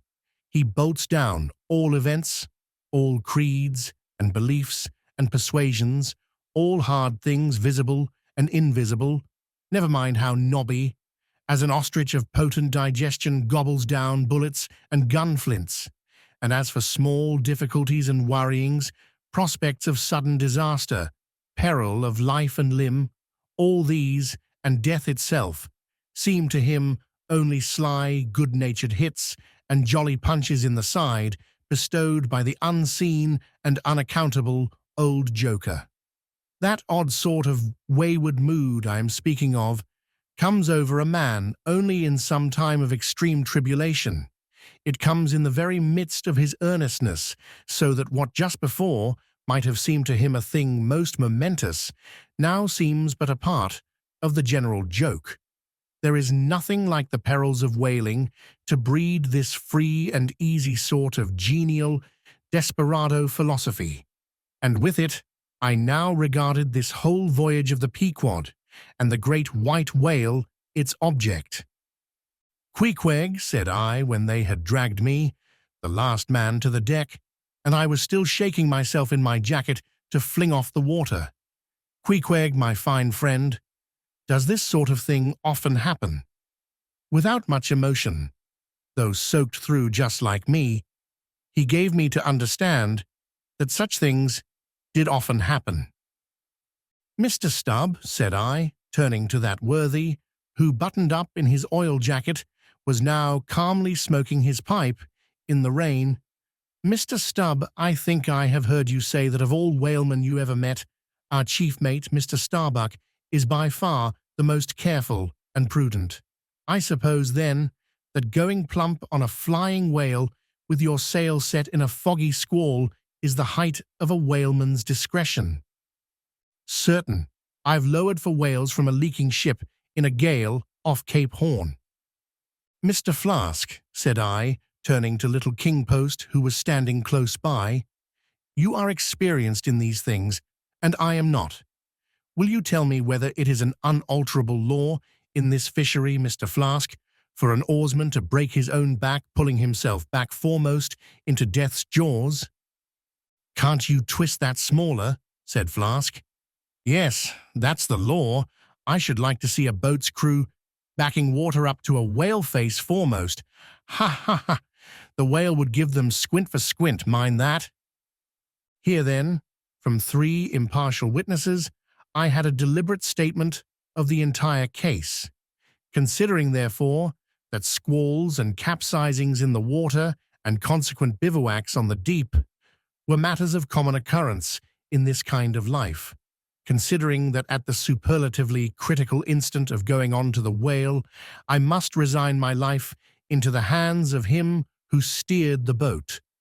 Oftentimes a fellow who at that very moment is in his impetuousness upon the point of scuttling the craft with his own frantic stampings, considering that the particular disaster to our own particular boat was chiefly to be imputed to Starbuck's driving on to his whale almost in the teeth of a squall, and considering that Starbuck, notwithstanding, was famous for his great heedfulness in the fishery, considering that I belonged to this uncommonly prudent Starbuck's boat, and finally considering in what a devil's chase I was implicated, touching the white whale. Taking all things together, I say, I thought I might as well go below and make a rough draft of my will. Queequeg, said I, come along, you shall be my lawyer, executor, and legatee. It may seem strange that of all men sailors should be tinkering at their last wills and testaments, but there are no people in the world more fond of that diversion. This was the 4th time in my nautical life that I had done the same thing. After the ceremony was concluded upon the present occasion, I felt all the easier. A stone was rolled away from my heart. Besides, all the days I should now live would be as good as the days that Lazarus lived after his resurrection, a supplementary clean gain of so many months or weeks as the case might be. I survived myself. My death and burial were locked up in my chest. I looked round me, tranquilly and contentedly, like a quiet ghost with a clean conscience sitting inside the bars of a snug family vault. Now then, thought I, unconsciously rolling up the sleeves of my frock, here goes for a cool, collected dive at death and destruction, and the devil fetch the hindmost. Chapter 50. Ahab's Boat and Crew. Fedallah. Who would have thought it, Flask, cried Stubb. If I had but one leg, you would not catch me in a boat, unless maybe to stop the plug hole with my timber toe. Oh, he's a wonderful old man. I don't think it's so strange, after all, on that account, said Flask. If his leg were off at the hip now, it would be a different thing. That would disable him, but he has one knee and good part of the other left, you know. I don't know that, my little man. I never yet saw him kneel. Among whale-wise people, it has often been argued whether, considering the paramount importance of his life to the success of the voyage, it is right for a whaling captain to jeopardize that life in the active perils of the chase. So Tamerlane's soldiers often argued with tears in their eyes, whether that invaluable life of his ought to be carried into the thickest of the fight. But with Ahab, the question assumed a modified aspect, considering that with 2 legs, man is but a hobbling wight in all times of danger, considering that the pursuit of whales is always under great and extraordinary difficulties, that every individual moment, indeed, then comprises a peril. Under these circumstances, is it wise for any maimed man to enter a whale-boat in the hunt? As a general thing, the joint owners of the Pequod must have plainly thought not. Ahab well knew that although his friends at home would think little of his entering a boat in certain comparatively harmless vicissitudes of the chase for the sake of being near the scene of action and giving his orders in person, yet for Captain Ahab to have a boat actually apportioned to him as a regular headsman in the hunt, above all for Captain Ahab to be supplied with 5 extra men, as that same boat's crew, he well knew that such generous conceits never entered the heads of the owners of the Pequod. Therefore, he had not solicited a boat's crew from them, nor had he in any way hinted his desires on that head. Nevertheless, he had taken private measures of his own, touching all that matter. Until Cabaco's published discovery, the sailors had little foreseen it, though to be sure when, after being a little while out of port, all hands had concluded the customary business of fitting the whaleboats for service. When some time after this, Ahab was now and then found bestirring himself in the matter of making thole-pins with his own hands for what was thought to be one of the spare boats, and even solicitously cutting the small wooden skewers, which when the line is running out, are pinned over the groove in the bow. When all this was observed in him, and particularly his solicitude in having an extra coat of sheathing in the bottom of the boat, as if to make it better withstand the pointed pressure of his ivory limb, and also the anxiety he evinced in exactly shaping the thigh-board, or clumsy cleat as it is sometimes called, the horizontal piece in the boat's bow, for bracing the knee against in darting or stabbing at the whale. When it was observed how often he stood up in that boat with his solitary knee fixed in the semicircular depression in the cleat and with the carpenter's chisel gouged out a little here and straightened it a little there. All these things, I say, had awakened much interest and curiosity at the time. But almost everybody supposed that this particular preparative heedfulness in Ahab must only be with a view to the ultimate chase of Moby Dick, for he had already revealed his intention to hunt that mortal monster in person. But such a supposition did by no means involve the remotest suspicion as to any boat's crew being assigned to that boat. Now, with the subordinate phantoms, what wonder remained soon waned away, for in a whaler wonders soon wane. Besides, now and then such unaccountable odds and ends of strange nations come up from the unknown nooks and ash-holes of the earth to man these floating outlaws of whalers, and the ships themselves often pick up such queer castaway creatures found tossing about the open sea on planks, bits of wreck, oars, whaleboats, canoes, blown-off Japanese junks, and what not, that Beelzebub himself might climb up the side and step down into the cabin to chat with the captain, and it would not create any unsubduable excitement in the forecastle. But be all this as it may, certain it is that while the subordinate phantoms soon found their place among the crew, though still, as it were, somehow distinct from them, yet that hair-turbaned Fedallah remained a muffled mystery to the last. Whence he came in a mannerly world like this, by what sort of unaccountable tie, he soon evinced himself to be linked with Ahab's peculiar fortunes. Nay, so far as to have some sort of a half-hinted influence, heaven knows, but it might have been even authority over him. All this none knew, but one cannot sustain an indifferent air concerning Fedallah. He was such a creature as civilized, domestic people in the temperate zone only see in their dreams, and that but dimly, but the like of whom now and then glide among the unchanging Asiatic communities, especially the Oriental Isles to the east of the continent, those insulated, immemorial, unalterable countries, which even in these modern days still preserve much of the ghostly aboriginalness of Earth's primal generations, when the memory of the first man was a distinct recollection, and all men his descendants, unknowing whence he came, eyed each other as real phantoms, and asked of the sun and the moon why they were created and to what end.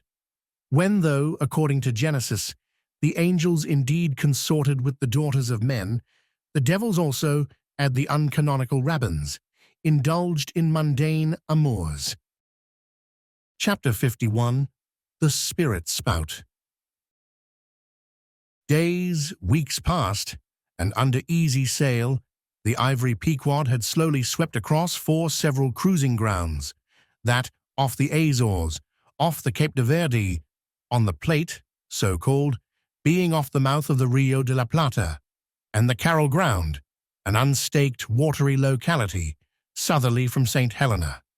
It was while gliding through these latter waters that one serene and moonlight night, when all the waves rolled by like scrolls of silver, and by their soft, suffusing seethings made what seemed a silvery silence, not a solitude. On such a silent night, a silvery jet was seen far in advance of the white bubbles at the bow. Lit up by the moon, it looked celestial, seemed some plumed and glittering god uprising from the sea. Fedallah first descried this jet, for of these moonlight nights it was his wont to mount to the mainmast head, and stand a lookout there with the same precision as if it had been day. And yet, though herds of whales were seen by night, not one whaleman in 100 would venture a lowering for them. You may think with what emotions then the seaman beheld this old Oriental perched aloft at such unusual hours, his turban and the moon companions in one sky. But when, after spending his uniform interval there for several successive nights without uttering a single sound, when, after all this silence, his unearthly voice was heard announcing that silvery, moonlit jet, every reclining mariner started to his feet, as if some winged spirit had lighted in the rigging and hailed the mortal crew. "There she blows!" Had the trump of judgment blown, they could not have quivered more, yet still they felt no terror, rather pleasure. For though it was a most unwonted hour, yet so impressive was the cry and so deliriously exciting that almost every soul on board instinctively desired a lowering. Walking the deck with quick, side-lunging strides, Ahab commanded the topgallant sails and royals to be set, and every stunsail spread. The best man in the ship must take the helm. Then, with every masthead manned, the piled-up craft rolled down before the wind. The strange, upheaving, lifting tendency of the taffrail breeze filling the hollows of so many sails made the buoyant, hovering deck to feel like air beneath the feet, while still she rushed along, as if two antagonistic influences were struggling in her, one to mount direct to heaven, the other to drive yawingly to some horizontal goal. And had you watched Ahab's face that night, you would have thought that in him also two different things were warring. While his one live leg made lively echoes along the deck, every stroke of his dead limb sounded like a coffin tap. On life and death this old man walked. But though the ship so swiftly sped, and though from every eye, like arrows, the eager glances shot, yet the silvery jet was no more seen that night. Every sailor swore he saw it once, but not a second time. This midnight spout had almost grown a forgotten thing, when, some days after, lo, at the same silent hour, it was again announced. Again it was descried by all, but upon making sail to overtake it, once more it disappeared as if it had never been.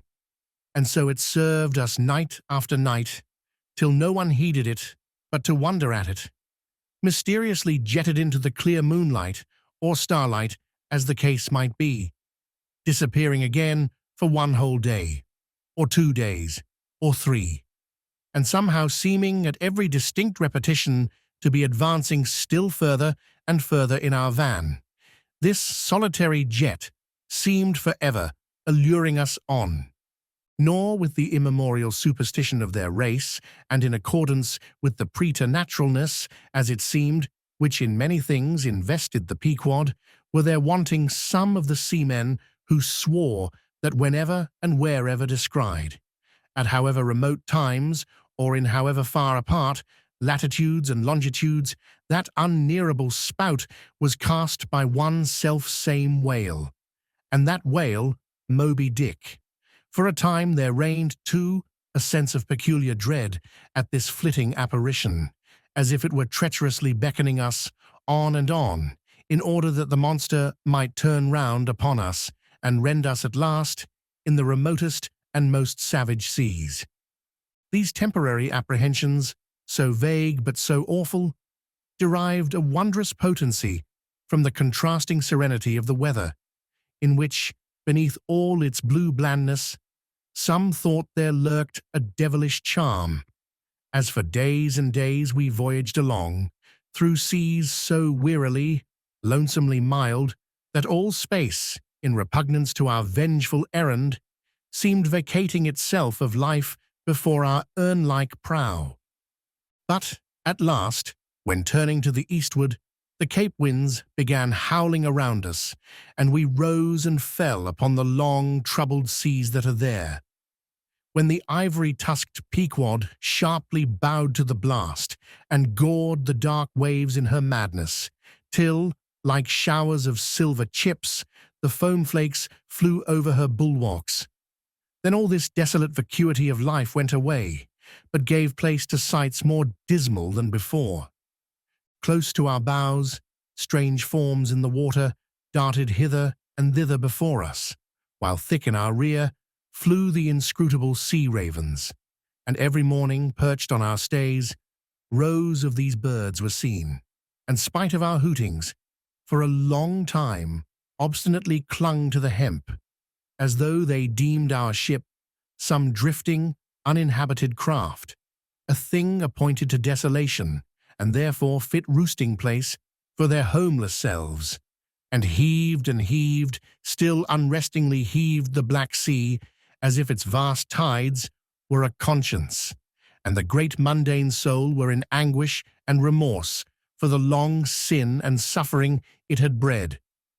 Cape of Good Hope do they call ye? Rather Cape Tormentoso, as called of yore. For long allured by the perfidious silences that before had attended us, we found ourselves launched into this tormented sea, where guilty beings transformed into those fowls and these fish seemed condemned to swim on everlastingly without any haven in store, or beat that black air without any horizon. But calm, snow-white, and unvarying, still directing its fountain of feathers to the sky, still beckoning us on from before, the solitary jet would at times be descried. During all this blackness of the elements, Ahab, though assuming for the time the almost continual command of the drenched and dangerous deck, manifested the gloomiest reserve, and more seldom than ever addressed his mates. In tempestuous times like these, after everything above and aloft has been secured, nothing more can be done but passively to await the issue of the gale. Then captain and crew become practical fatalists. So, with his ivory leg inserted into its accustomed hole, and with one hand firmly grasping a shroud, Ahab for hours and hours would stand gazing dead to windward, while an occasional squall of sleet or snow would all but congeal his very eyelashes together. Meantime, the crew, driven from the forward part of the ship by the perilous seas that burstingly broke over its bows, stood in a line along the bulwarks in the waist, and the better to guard against the leaping waves, each man had slipped himself into a sort of bowline secured to the rail, in which he swung as in a loosened belt. Few or no words were spoken, and the silent ship, as if manned by painted sailors in wax, day after day tore on through all the swift madness and gladness of the demoniac waves. By night, the same muteness of humanity before the shrieks of the ocean prevailed. Still in silence, the men swung in the bowlines. Still wordless, Ahab stood up to the blast. Even when wearied nature seemed demanding repose, he would not seek that repose in his hammock. Never could Starbuck forget the old man's aspect when one night going down into the cabin to mark how the barometer stood, he saw him with closed eyes sitting straight in his floor-screwed chair. The rain and half-melted sleet of the storm from which he had some time before emerged, still slowly dripping from the unremoved hat and coat. On the table beside him lay unrolled one of those charts of tides and currents which have previously been spoken of. His lantern swung from his tightly clenched hand. Though the body was erect, the head was thrown back so that the closed eyes were pointed towards the needle of the telltale that swung from a beam in the ceiling. The cabin compass is called the telltale, because without going to the compass at the helm, the captain, while below, can inform himself of the course of the ship. Terrible old man, thought Starbuck with a shudder, sleeping in this gale, still thou steadfastly eyest thy purpose. Chapter 52. The Albatross. Southeastward from the Cape, off the distant Crozettes, a good cruising ground for right whalemen, a sail loomed ahead, the Goney, Albatross by name. As she slowly drew nigh from my lofty perch at the foremast head, I had a good view of that sight so remarkable to a tyro in the far ocean fisheries, a whaler at sea and long absent from home. As if the waves had been fullers, this craft was bleached like the skeleton of a stranded walrus. All down her sides, this spectral appearance was traced with long channels of reddened rust, while all her spars and her rigging were like the thick branches of trees, furred over with hoarfrost. Only her lower sails were set. A wild sight it was, to see her long bearded lookouts at those three mastheads. They seemed clad in the skins of beasts, so torn and bepatched the raiment that had survived nearly 4 years of cruising. Standing in iron hoops nailed to the mast, they swayed and swung over a fathomless sea. And though, when the ship slowly glided close under our stern, we 6 men in the air came so nigh to each other that we might almost have leaped from the mastheads of one ship to those of the other. Yet those forlorn-looking fishermen, mildly eyeing us as they passed, said not one word to our own lookouts, while the quarter-deck hail was being heard from below. "Ship ahoy! Have you seen the white whale?"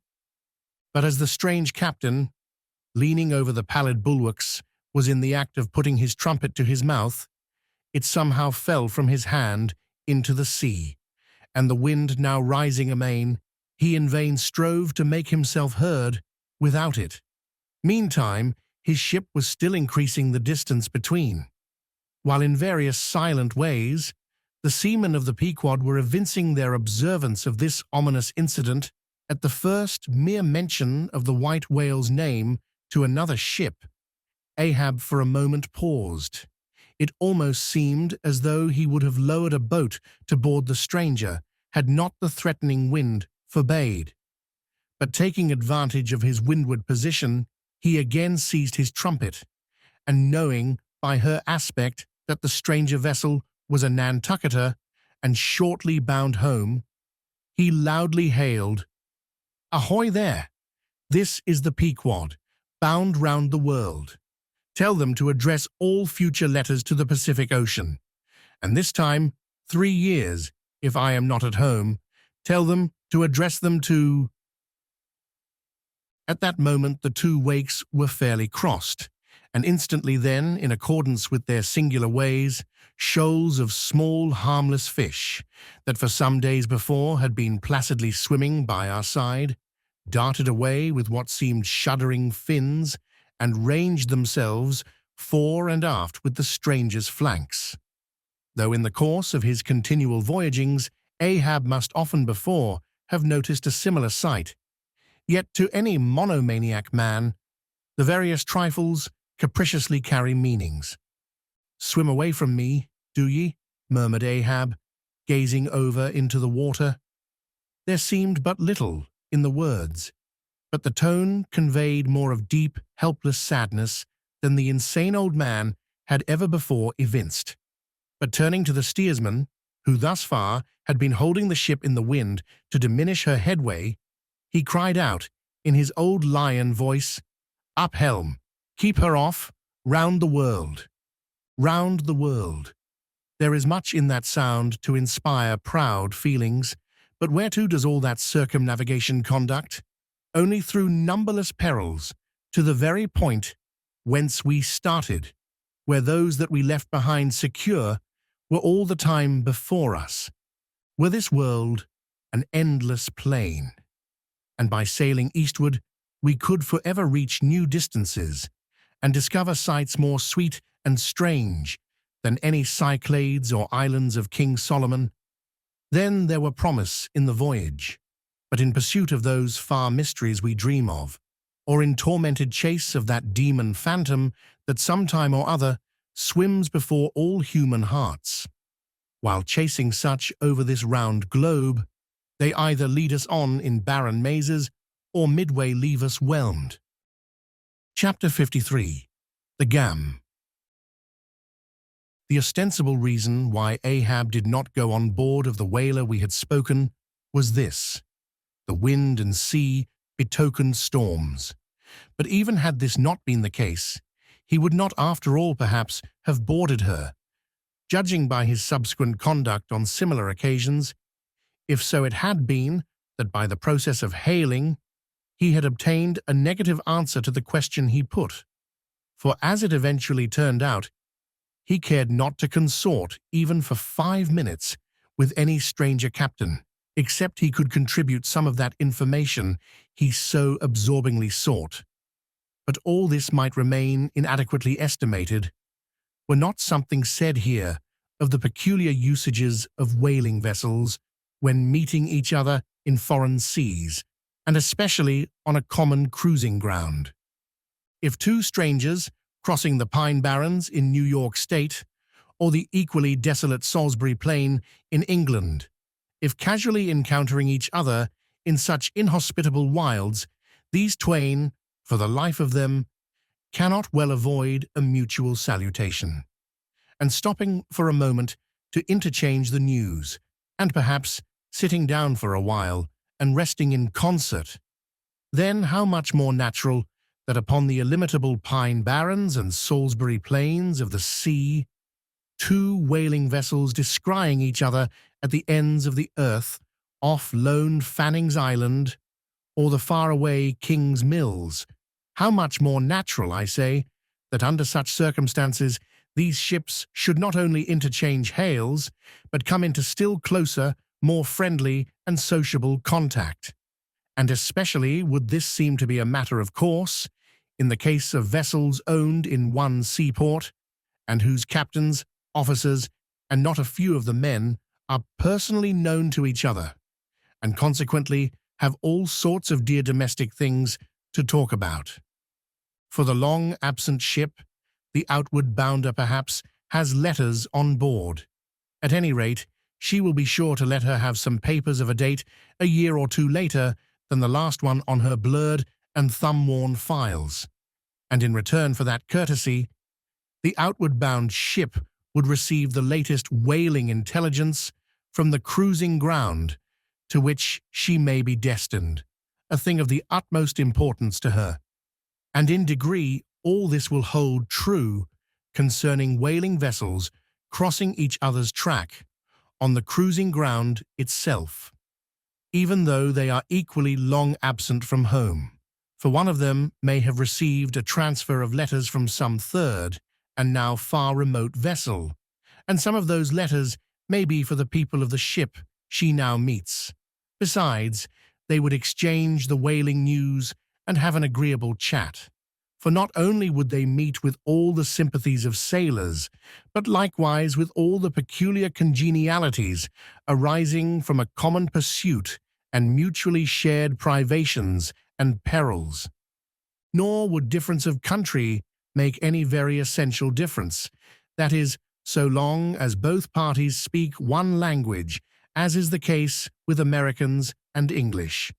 Though, to be sure, from the small number of English whalers, such meetings do not very often occur, and when they do occur, there is too apt to be a sort of shyness between them. For your Englishman is rather reserved, and your Yankee, he does not fancy that sort of thing in anybody but himself. Besides, the English whalers sometimes affect a kind of metropolitan superiority over the American whalers, regarding the long, lean Nantucketer, with his nondescript provincialisms, as a sort of sea peasant. But where this superiority in the English whaleman does really consist, it would be hard to say, seeing that the Yankees in one day, collectively, kill more whales than all the English, collectively, in 10 years. But this is a harmless little foible in the English whale hunters, which the Nantucketer does not take much to heart, probably because he knows that he has a few foibles himself.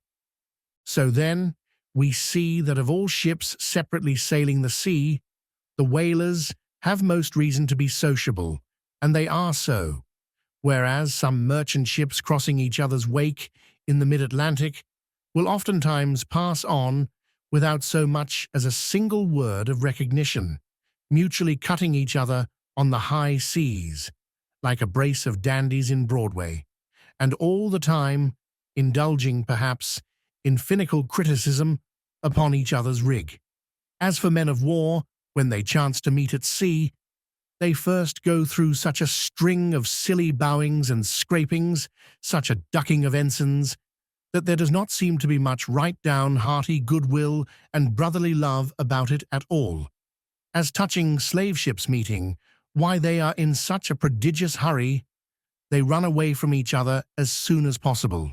And as for pirates, when they chance to cross each other's crossbones, the first hail is, "How many skulls?" the same way that whalers hail, "How many barrels?" And that question once answered, pirates straightway steer apart, for they are infernal villains on both sides, and don't like to see overmuch of each other's villainous likenesses. But look at the godly, honest, unostentatious, hospitable, sociable, free and easy whaler. What does the whaler do when she meets another whaler in any sort of decent weather? She has a gam, a thing so utterly unknown to all other ships that they never heard of the name even, and if by chance they should hear of it, they only grin at it and repeat gamesome stuff about spouters and blubber boilers and such like pretty exclamations. Why it is that all merchant seamen, and also all pirates and man-of-war's men and slave ship sailors, cherish such a scornful feeling towards whale ships, this is a question it would be hard to answer. Because in the case of pirates, say, I should like to know whether that profession of theirs has any peculiar glory about it. It sometimes ends in uncommon elevation indeed, but only at the gallows, and besides, when a man is elevated in that odd fashion, he has no proper foundation for his superior altitude. Hence I conclude that in boasting himself to be high-lifted above a whaleman, in that assertion, the pirate has no solid basis to stand on. But what is a gam? You might wear out your index finger running up and down the columns of dictionaries and never find the word. Dr. Johnson never attained to that erudition. Noah Webster's Ark does not hold it. Nevertheless, this same expressive word has now for many years been in constant use among some 15,000 true-born Yankees.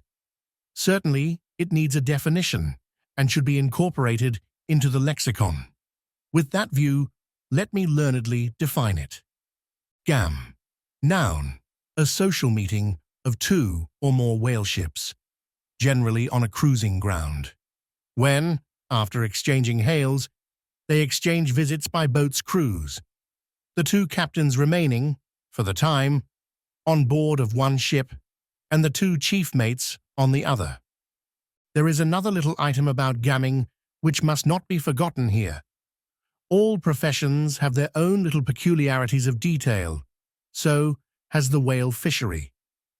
In a pirate, man-of-war, or slave ship, when the captain is rowed anywhere in his boat, he always sits in the stern sheets, on a comfortable, sometimes cushioned seat there, and often steers himself with a pretty little milliner's tiller, decorated with gay cords and ribbons.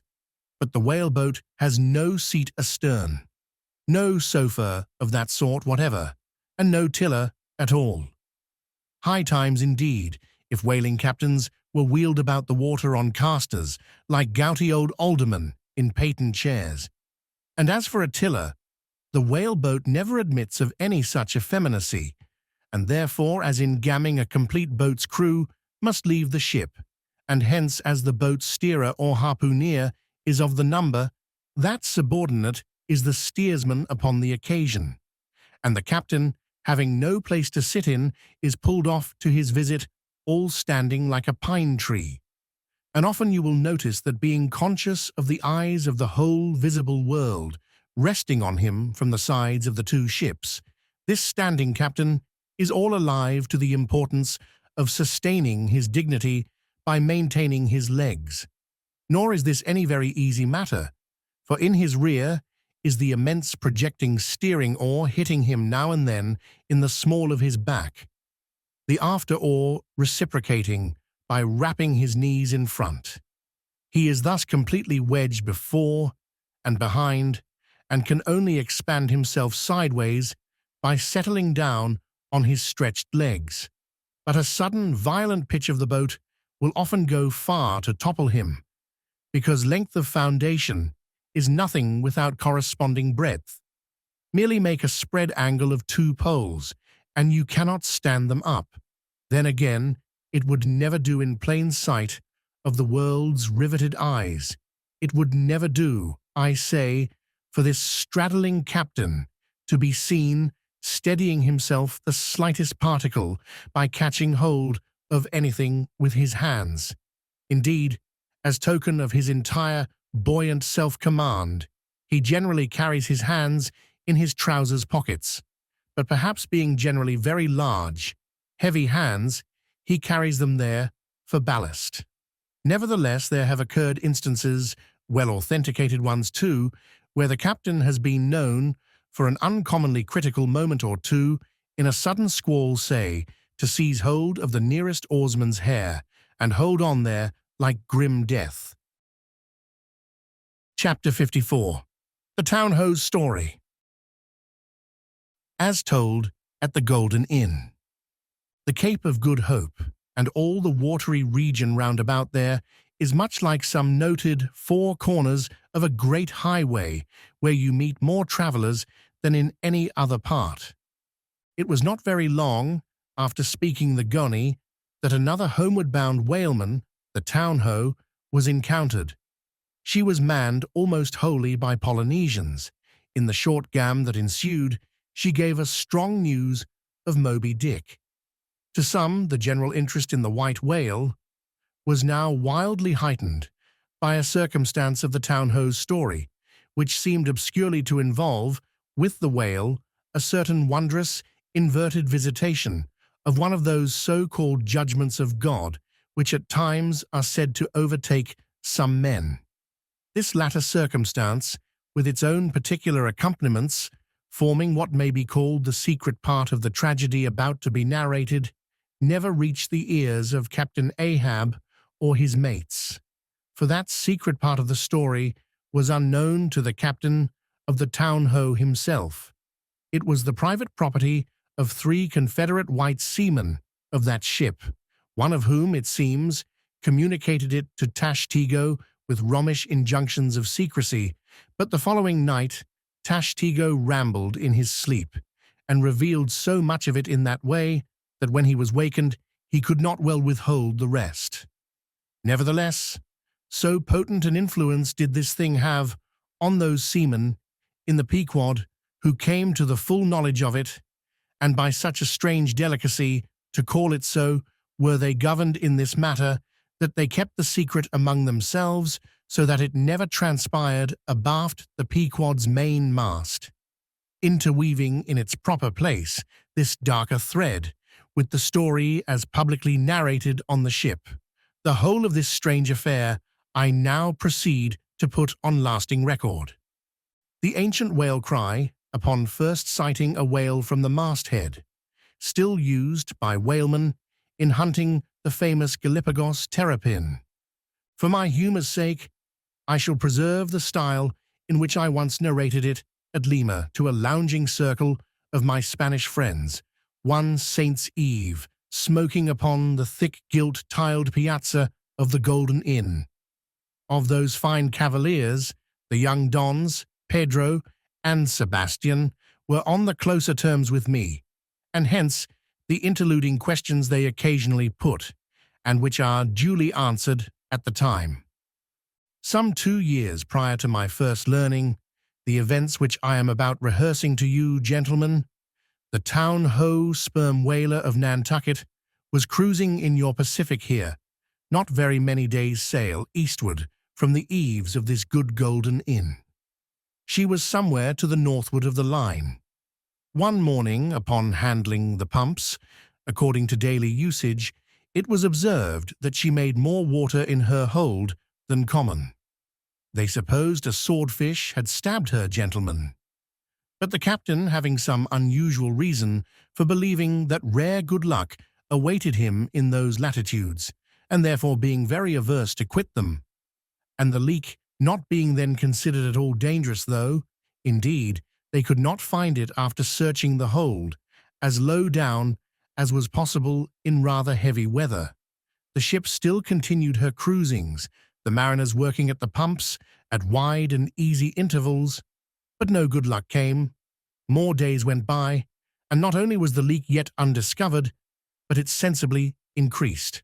So much so that now, taking some alarm, the captain, making all sail, stood away for the nearest harbour among the islands, there to have his hull hove out and repaired.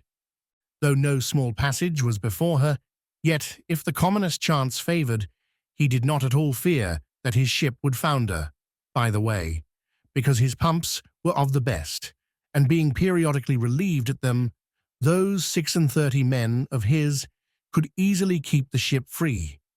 Never mind if the leak should double on her.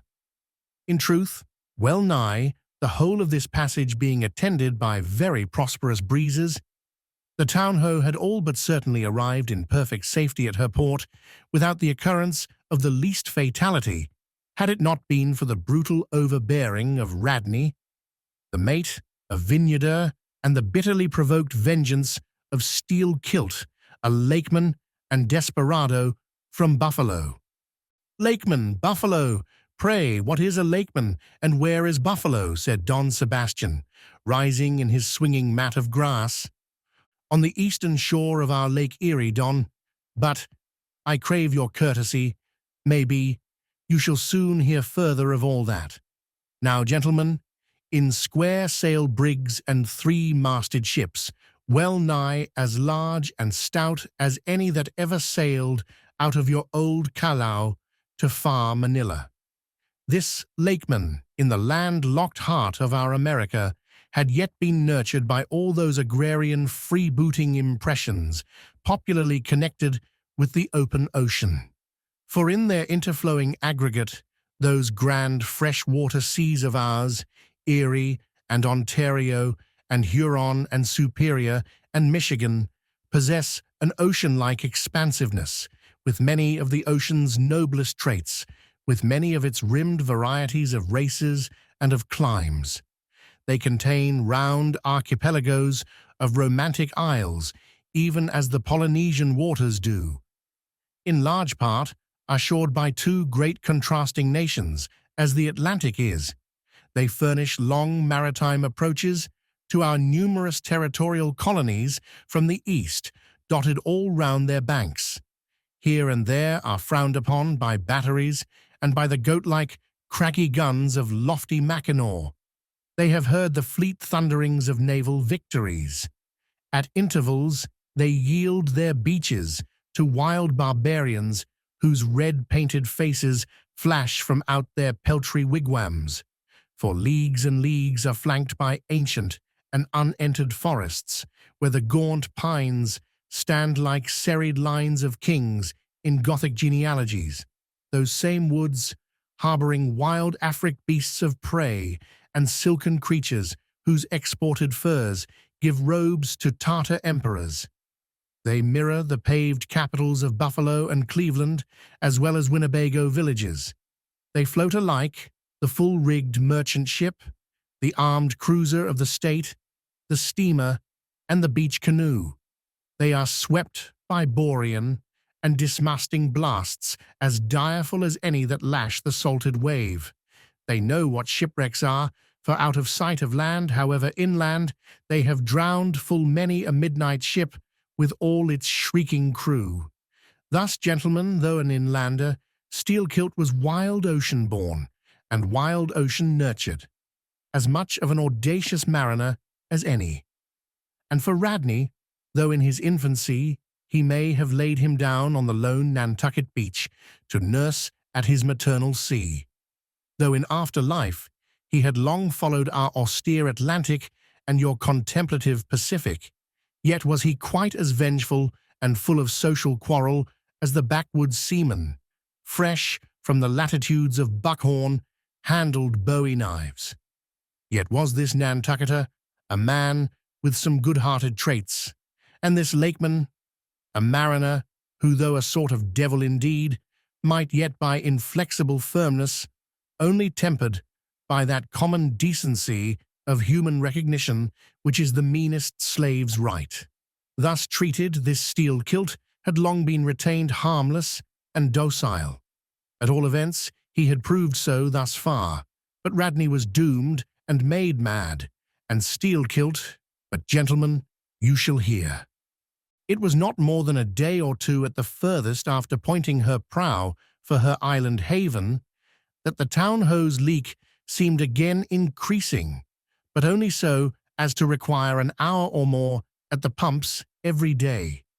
You must know that in a settled and civilized ocean, like our Atlantic, for example, some skippers think little of pumping their whole way across it, though of a still, sleepy night, should the officer of the deck happen to forget his duty in that respect, the probability would be that he and his shipmates would never again remember it, on account of all hands gently subsiding to the bottom.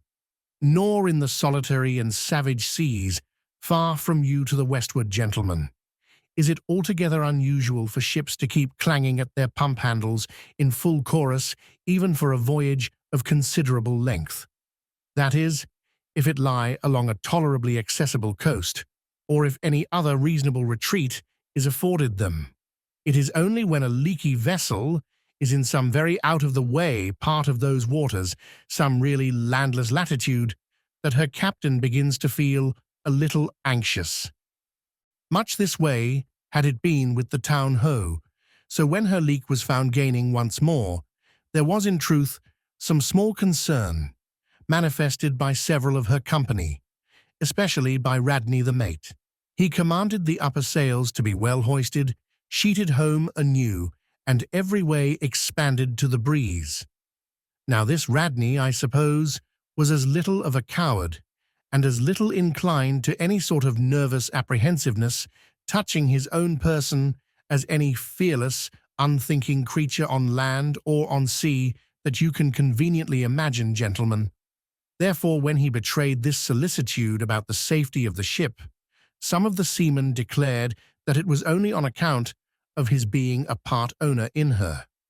So, when they were working that evening at the pumps, there was on this head no small gamesomeness slyly going on among them, as they stood with their feet continually overflowed by the rippling clear water, clear as any mountain spring, gentlemen, that bubbling from the pumps ran across the deck and poured itself out in steady spouts at the lee scupper holes. Now, as you well know, it is not seldom the case in this conventional world of ours, watery or otherwise, that when a person placed in command over his fellow men finds one of them to be very significantly his superior in general pride of manhood, straightway against that man he conceives an unconquerable dislike and bitterness, and if he have a chance, he will pull down and pulverize that subaltern's tower, and make a little heap of dust of it. Be this conceit of mine as it may, gentlemen, at all events, Steelkilt was a tall and noble animal with a head like a Roman, and a flowing golden beard like the tasselled housings of your last viceroy's snorting charger, and a brain, and a heart, and a soul in him, gentlemen, which had made Steelkilt Charlemagne, had he been born son to Charlemagne's father. But Radney the mate was ugly as a mule, yet as hardy, as stubborn, as malicious. He did not love Steelkilt, and Steelkilt knew it. Being the mate drawing near, as he was toiling at the pump with the rest, the lakeman affected not to notice him, but unawed, went on with his gay banterings. "Aye, aye, my merry lads, it's a lively leak this. Hold a cannikin, one of ye, and let's have a taste. By the Lord, it's worth bottling. I tell you what, men, old Rad's investment must go for it. He had best cut away his part of the hull and tow it home. The fact is, boys, that swordfish only began the job. He's come back again with a gang of ship carpenters, sawfish and filefish and what not, and the whole posse of 'em are now hard at work cutting and slashing at the bottom. Making improvements, I suppose. If old Rad were here now, I'd tell him to jump overboard and scatter 'em. They're playing the devil with his estate, I can tell him. But he's a simple old soul. Rad, and a beauty too. Boys, they say the rest of his property is invested in looking-glasses. I wonder if he'd give a poor devil like me the model of his nose. Damn your eyes! What's that pump stopping for? Roared Radney, pretending not to have heard the sailors talk. Thunder away at it. Aye, aye, sir, said Steelkilt, merry as a cricket. Lively, boys, lively now. And with that, the pump clanged like 50 fire engines.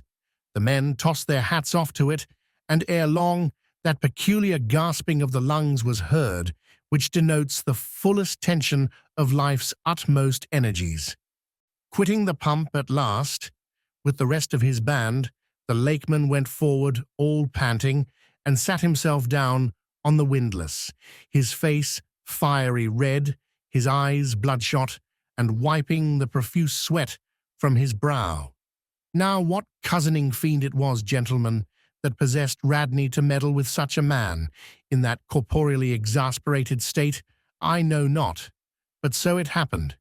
Intolerably striding along the deck, the mate commanded him to get a broom and sweep down the planks, and also a shovel, and remove some offensive matters consequent upon allowing a pig to run at large.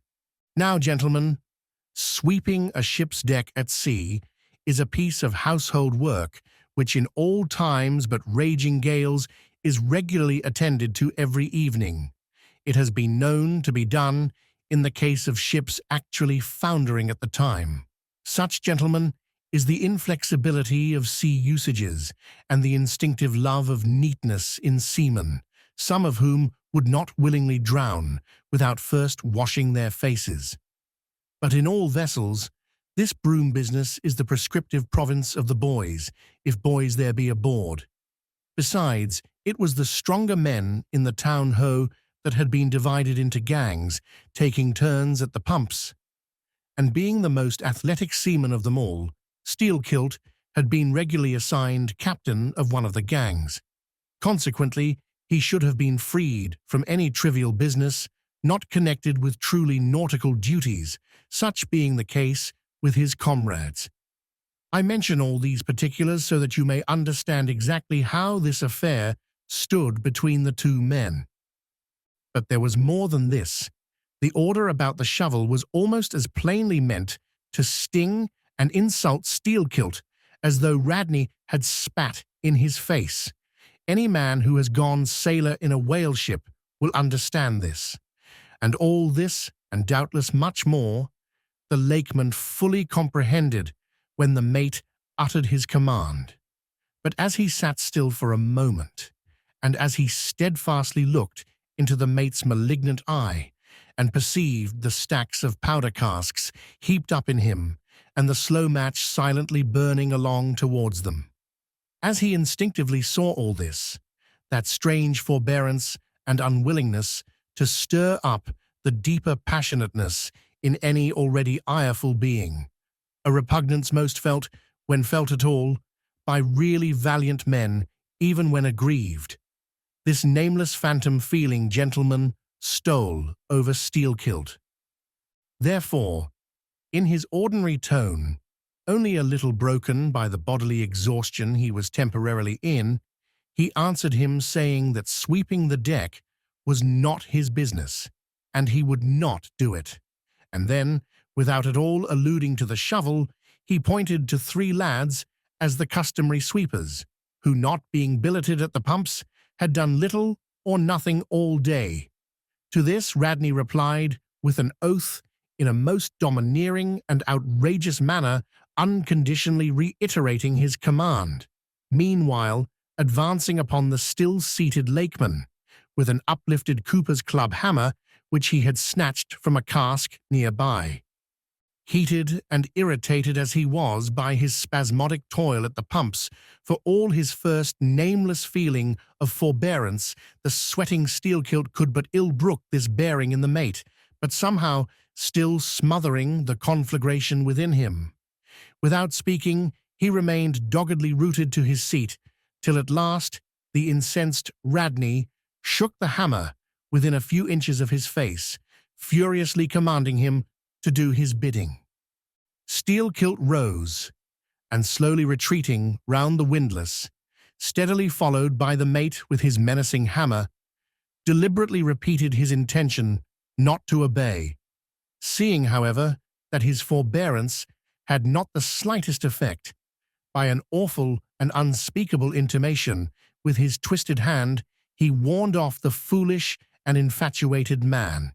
But it was to no purpose, and in this way the two went once slowly round the windlass, when, resolved at last no longer to retreat, bethinking him that he had now forborne as much as comported with his humour, the lakeman paused on the hatches, and thus spoke to the officer.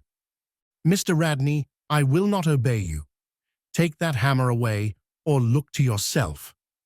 But the predestinated mate, coming still closer to him, where the lakeman stood fixed, now shook the heavy hammer within an inch of his teeth, meanwhile repeating a string of insufferable maledictions, retreating not the thousandth part of an inch, stabbing him in the eye with the unflinching poniard of his glance. Steelkilt, clenching his right hand behind him, and creepingly drawing it back, told his persecutor that if the hammer but grazed his cheek, he, Steelkilt, would murder him. But, gentlemen, the fool had been branded for the slaughter by the gods. Immediately the hammer touched the cheek. The next instant, the lower jaw of the mate was stove in his head. He fell on the hatch, spouting blood like a whale. Ere the cry could go aft, Steelkilt was shaking one of the backstays leading far aloft to where two of his comrades were standing their mastheads. They were both canallers. "Canallers," cried Don Pedro, "we have seen many whale ships in our harbours, but never heard of your canallers. Pardon, who and what are they?" "Canallers, Don, are the boatmen belonging to our Grand Erie Canal. You must have heard of it." "Nay, senor, hereabouts in this dull, warm, most lazy, and hereditary land, we know but little of your vigorous north." "Aye? Well then, Don, refill my cup. Your cheech's very fine, and ere proceeding further, I will tell ye what our canallers are, for such information may throw sidelight upon my story.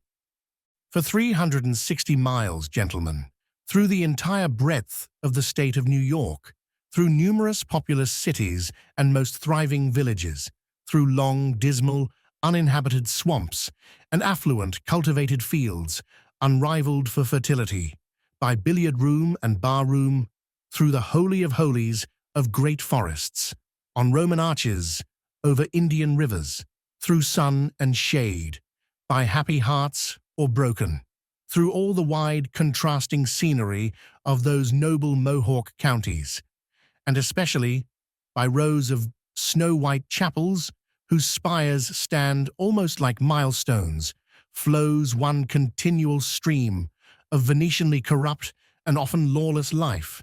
There's your true Ashanti, gentlemen. There howl your pagans, where you ever find them, next door to you, under the long-flung shadow and the snug patronizing lee of churches.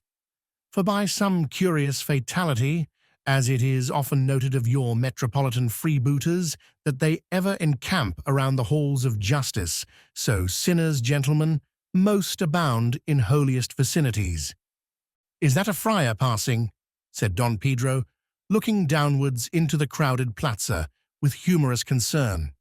"Well, for our northern friend, Dame Isabella's Inquisition wanes in Lima," laughed Don Sebastian. "Proceed, signor." "A moment. Pardon," cried another of the company.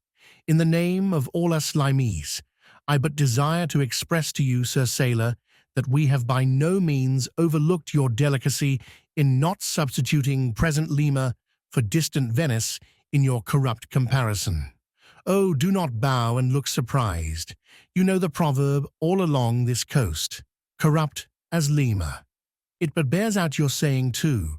Church is more plentiful than billiard tables, and forever open, and corrupt as Lima. So too, Venice, I have been there, the holy city of the blessed evangelist, St. Mark. St. Dominic, purge it. Your cup, thanks, here I refill. Now you pour out again. Freely depicted in his own vocation, gentlemen, the canaller would make a fine dramatic hero, so abundantly and picturesquely wicked is he. Like Mark Antony, for days and days along his green-turfed flowery Nile, he indolently floats, openly toying with his red-cheeked Cleopatra, ripening his apricot thigh upon the sunny deck. But ashore, all this effeminacy is dashed. The brigandish guise which the canaller so proudly sports, his slouched and gaily ribboned hat, betoken his grand features, a terror to the smiling innocence of the villages through which he floats. His swart visage and bold swagger are not unshunned in cities. Once a vagabond on his own canal, I have received good turns from one of these canallers. I thank him heartily, would fain be not ungrateful, but it is often one of the prime redeeming qualities of your man of violence that at times he has as stiff an arm to back a poor stranger in a strait as to plunder a wealthy one. In sum, gentlemen, what the wildness of this canal life is emphatically evinced by this, that our wild whale fishery contains so many of its most finished graduates, and that scarce any race of mankind, except Sydney men, are so much distrusted by our whaling captains. Nor does it at all diminish the curiousness of this matter, that to many thousands of our rural boys and young men born along its line, the probationary life of the Grand Canal furnishes the sole transition between quietly reaping in a Christian cornfield and recklessly ploughing the waters of the most barbaric seas. I see, impetuously exclaimed Don Pedro, spilling his chicha upon his silvery ruffles. No need to travel. The world's one Lima. I had thought now that at your temperate north the generations were cold and holy as the hills. But the story. I left off, gentlemen, where the lakeman shook the backstay. Hardly had he done so when he was surrounded by the 3 junior mates and the 4 harpooneers, who all crowded him to the deck. But sliding down the ropes like baleful comets, the 2 canallers rushed into the uproar and sought to drag their man out of it towards the forecastle. Others of the sailors joined with them in this attempt, and a twisted turmoil ensued. While standing out of harm's way, the valiant captain danced up and down with a whale pike, calling upon his officers to manhandle that atrocious scoundrel and smoke him along to the quarter-deck. At intervals, he ran close up to the revolving border of the confusion, and prying into the heart of it with his pike, sought to prick out the object of his resentment. But Steelkilt and his desperadoes were too much for them all. They succeeded in gaining the forecastle deck, where, hastily slewing about 3 or 4 large casks in a line with the windlass, these sea Parisians entrenched themselves behind the barricade. "Come out of that, ye pirates!" roared the captain, now menacing them with a pistol in each hand, just brought to him by the steward. "Come out of that, ye cutthroats!" Steelkilt leaped on the barricade, and striding up and down there, defied the worst the pistols could do, but gave the captain to understand distinctly that his Steelkilt's death would be the signal for a murderous mutiny on the part of all hands. Fearing in his heart, lest this might prove but too true, the captain a little desisted, but still commanded the insurgents instantly to return to their duty. "Will you promise not to touch us if we do?" demanded their ringleader. "Turn to," Turn to, I make no promise, to your duty. Do you want to sink the ship by knocking off at a time like this? Turn to. And he once more raised a pistol. Sink the ship, cried Steelkilt. Aye, let her sink. Not a man of us turns to, unless you swear not to raise a rope yarn against us. What say ye, men? Turning to his comrades.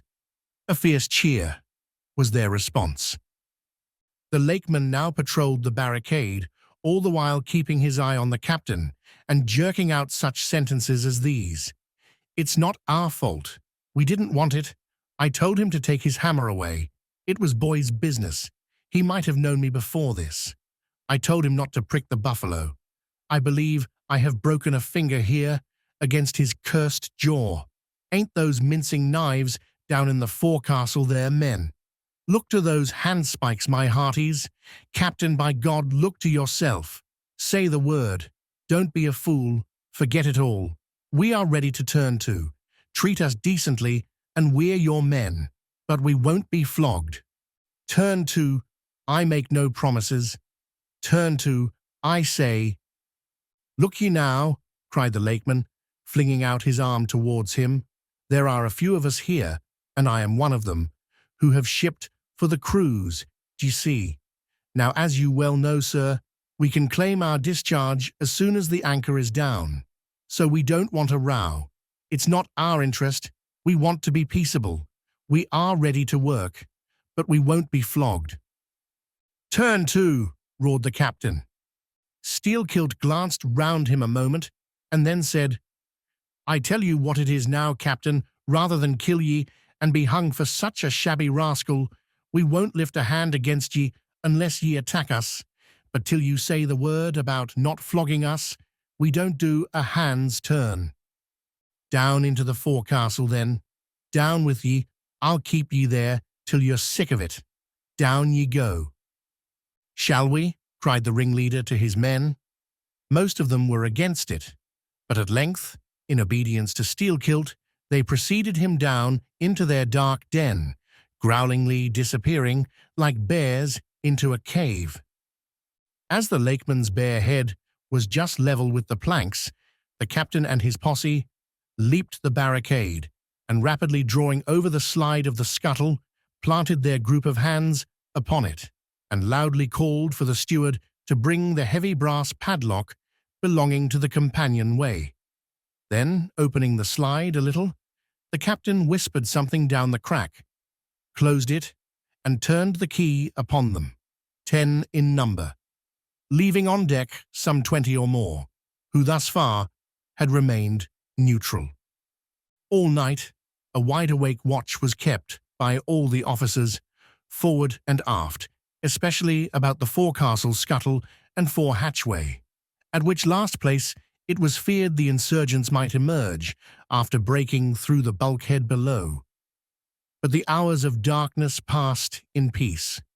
The men who still remained at their duty, toiling hard at the pumps, whose clinking and clanking at intervals through the dreary night dismally resounded through the ship. At sunrise, the captain went forward and, knocking on the deck, summoned the prisoners to work. But with a yell, they refused.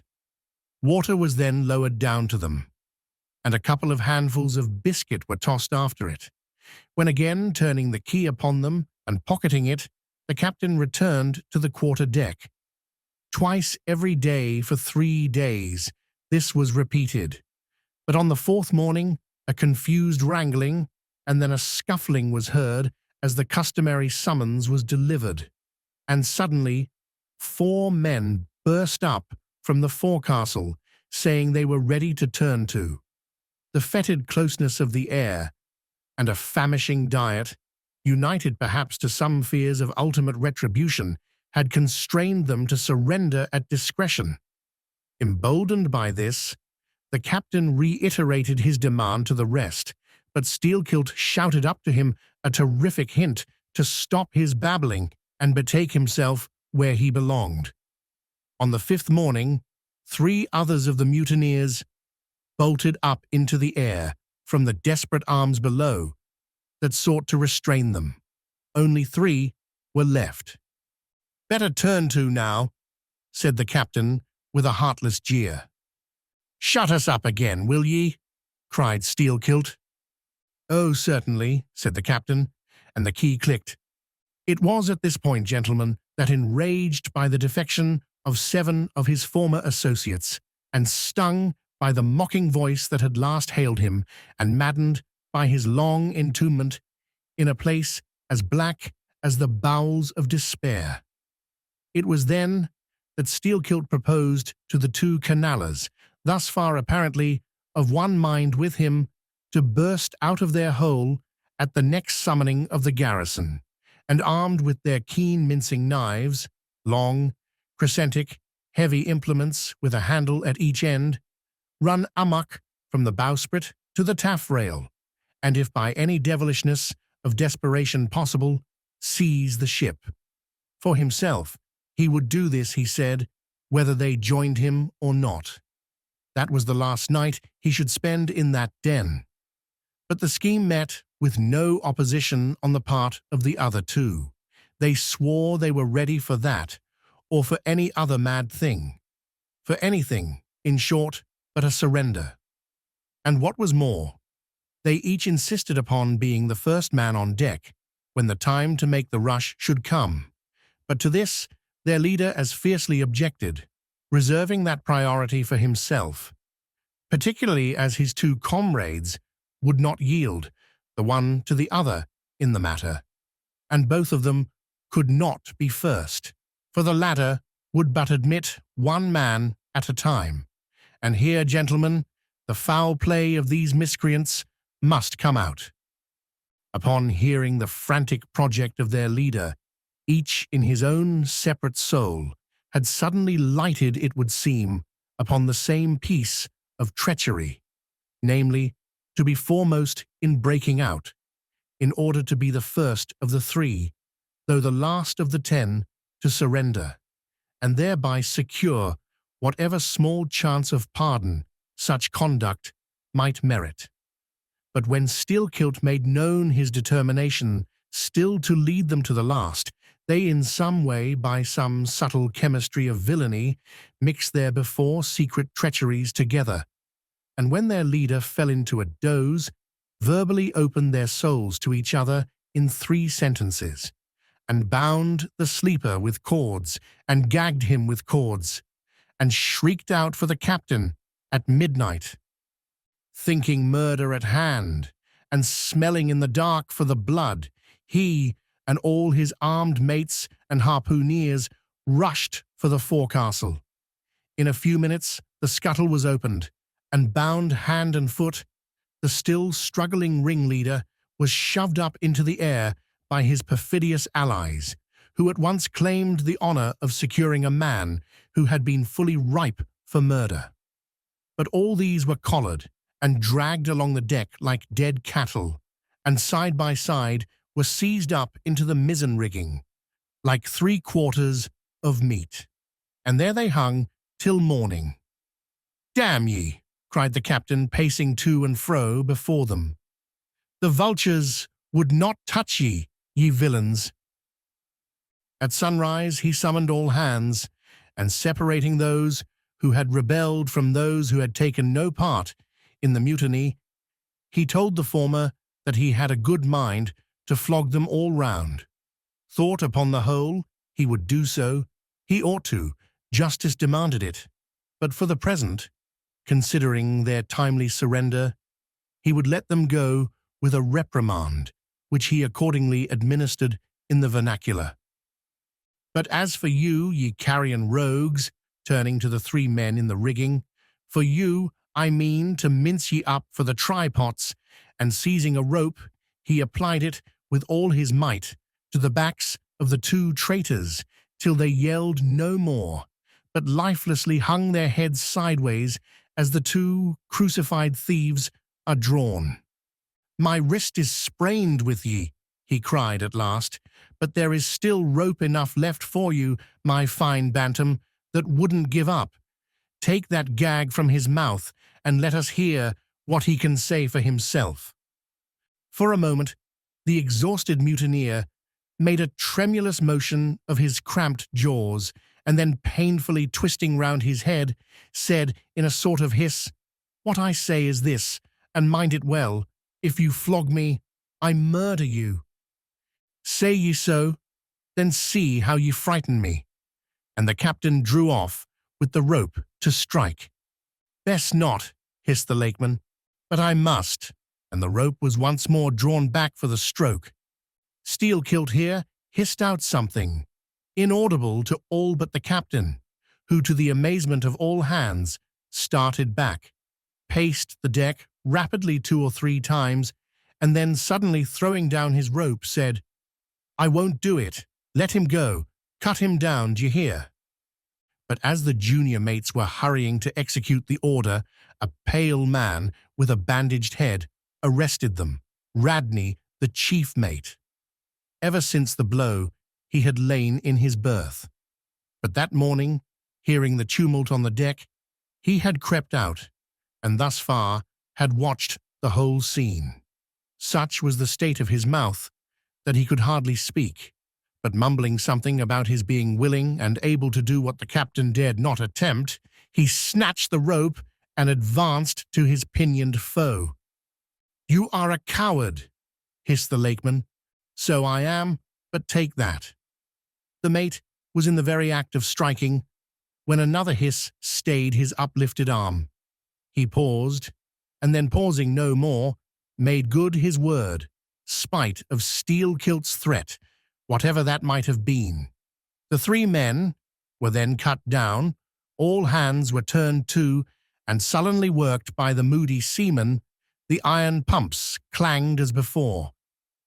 Just after dark that day, when one watch had retired below, a clamour was heard in the forecastle, and the 2 trembling traitors running up besieged the cabin door, saying they durst not consort with the crew. Entreaties, cuffs, and kicks could not drive them back, so at their own instance they were put down in the ship's run for salvation. Still no sign of mutiny reappeared among the rest. On the contrary, it seemed that mainly at Steel-Kilt's instigation, they had resolved to maintain the strictest peacefulness, obey all orders to the last, and when the ship reached port, desert her in a body. But in order to ensure the speediest end to the voyage, they all agreed to another thing, namely, not to sing out for whales in case any should be discovered. For spite of her leak, and spite of all her other perils, the town-ho still maintained her mastheads, and her captain was just as willing to lower for a fish that moment as on the day his craft first struck the cruising ground, and Radney the mate was quite as ready to change his berth for a boat, and with his bandaged mouth seek to gag in death the vital jaw of the whale.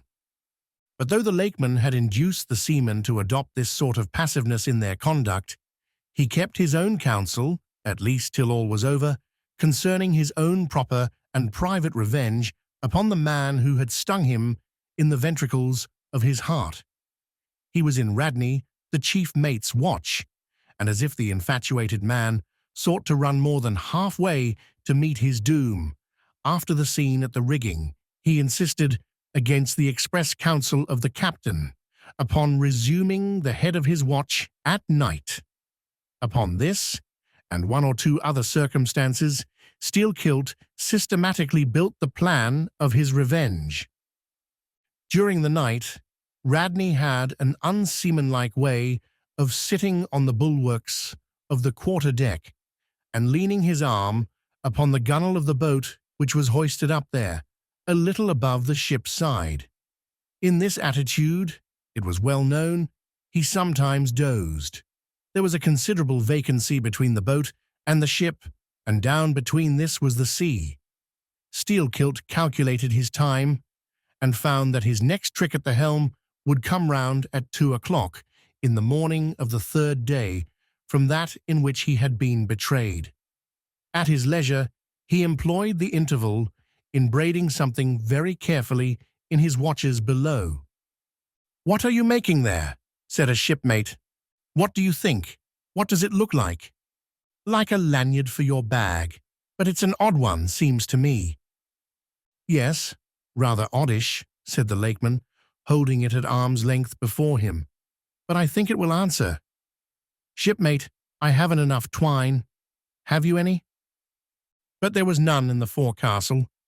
"Then I must get some from old Rad," and he rose to go aft.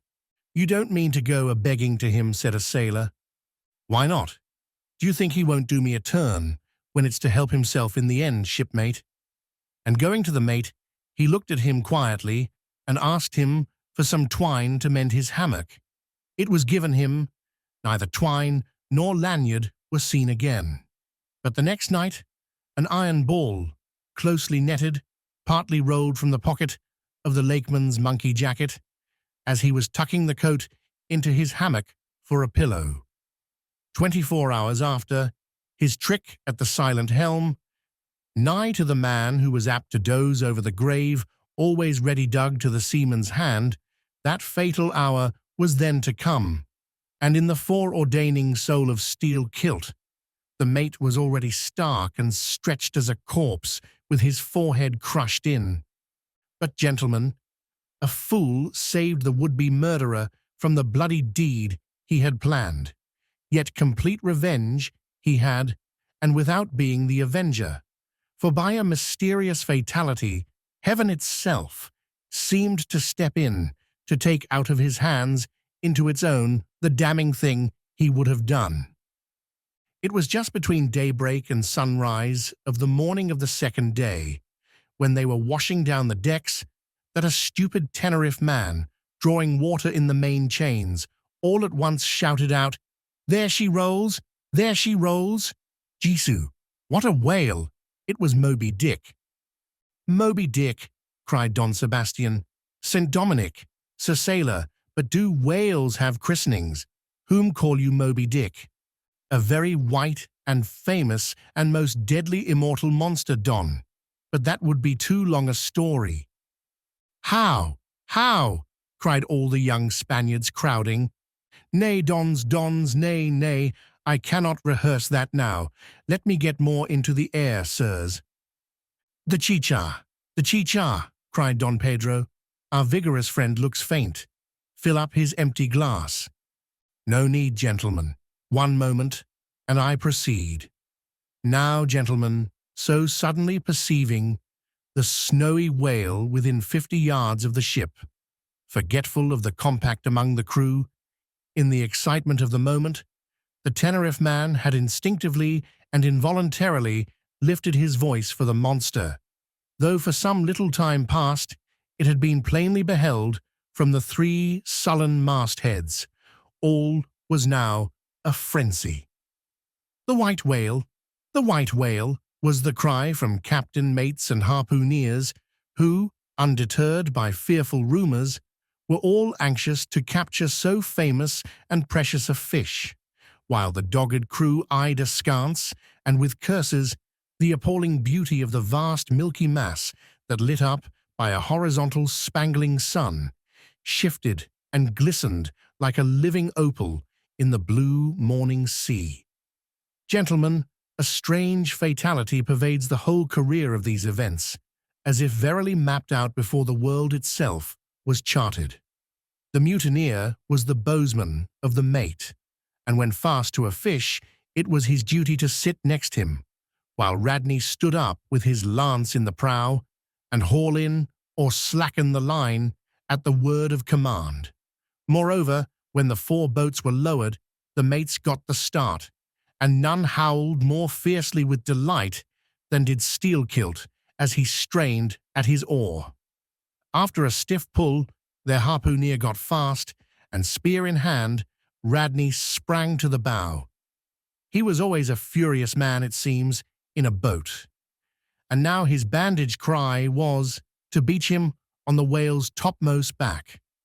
Nothing loath, his bowsman hauled him up and up, through a blinding foam that blent 2 whitenesses together, till of a sudden the boat struck as against a sunken ledge, and keeling over, spilled out the standing mate. That instant, as he fell on the whale's slippery back, the boat righted and was dashed aside by the swell, while Radney was tossed over into the sea, on the other flank of the whale. He struck out through the spray, and for an instant was dimly seen through that veil, wildly seeking to remove himself from the eye of Moby Dick. But the whale rushed round in a sudden maelstrom, seized the swimmer between his jaws, and rearing high up with him, plunged headlong again and went down. Meantime, at the first tap of the boat's bottom, the lakeman had slackened the line so as to drop astern from the whirlpool. Calmly looking on, he thought his own thoughts. But a sudden, terrific, downward jerking of the boat quickly brought his knife to the line. He cut it, and the whale was free. But at some distance, Moby Dick rose again, with some tatters of Radney's red woolen shirt caught in the teeth that had destroyed him. All four boats gave chase again, but the whale eluded them, and finally wholly disappeared. In good time, the town-ho reached her port, a savage, solitary place where no civilized creature resided. There, headed by the lakeman, all but 5 or 6 of the foremastmen deliberately deserted among the palms, eventually, as it turned out, seizing a large double war canoe of the savages, and setting sail for some other harbor. The ship's company being reduced to but a handful, the captain called upon the islanders to assist him in the laborious business of heaving down the ship to stop the leak. But to such unresting vigilance over their dangerous allies was this small band of whites necessitated, both by night and by day, and so extreme was the hard work they underwent, that upon the vessel being ready again for sea, they were in such a weakened condition that the captain durst not put off with them in so heavy a vessel. After taking counsel with his officers, he anchored the ship as far offshore as possible, loaded and ran out his 2 cannon from the bows, stacked his muskets on the poop, and warning the islanders not to approach the ship at their peril, took 1 man with him, and setting the sail of his best whaleboat, steered straight before the wind for Tahiti, 500 miles distant, to procure a reinforcement to his crew. On the 4th day of the sail, a large canoe was descried, which seemed to have touched at a low isle of corals. He steered away from it, but the savage craft bore down on him, and soon the voice of Steelkilt hailed him to heave to, or he would run him under water. The captain presented a pistol.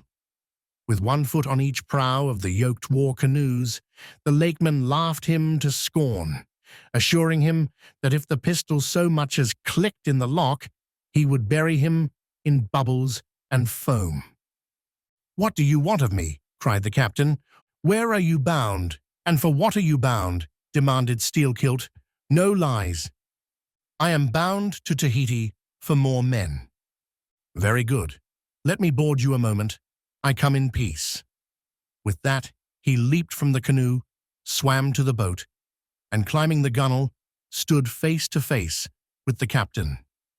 "Cross your arms, sir. Throw back your head. Now, repeat after me. As soon as Steelkilt leaves me, I swear to beach this boat on yonder island and remain there 6 days.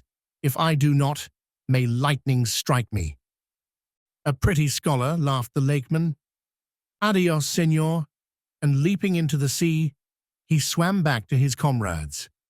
Watching the boat till it was fairly beached and drawn up to the roots of the cocoa-nut trees, Steelkilt made sail again, and in due time arrived at Tahiti, his own place of destination. There, luck befriended him. 2 ships were about to sail for France, and were providentially in want of precisely that number of men which the sailor headed.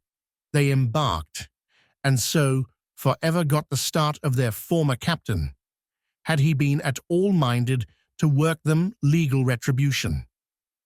Some 10 days after the French ship sailed, the whaleboat arrived, and the captain was forced to enlist some of the more civilized Tahitians who had been somewhat used to the sea.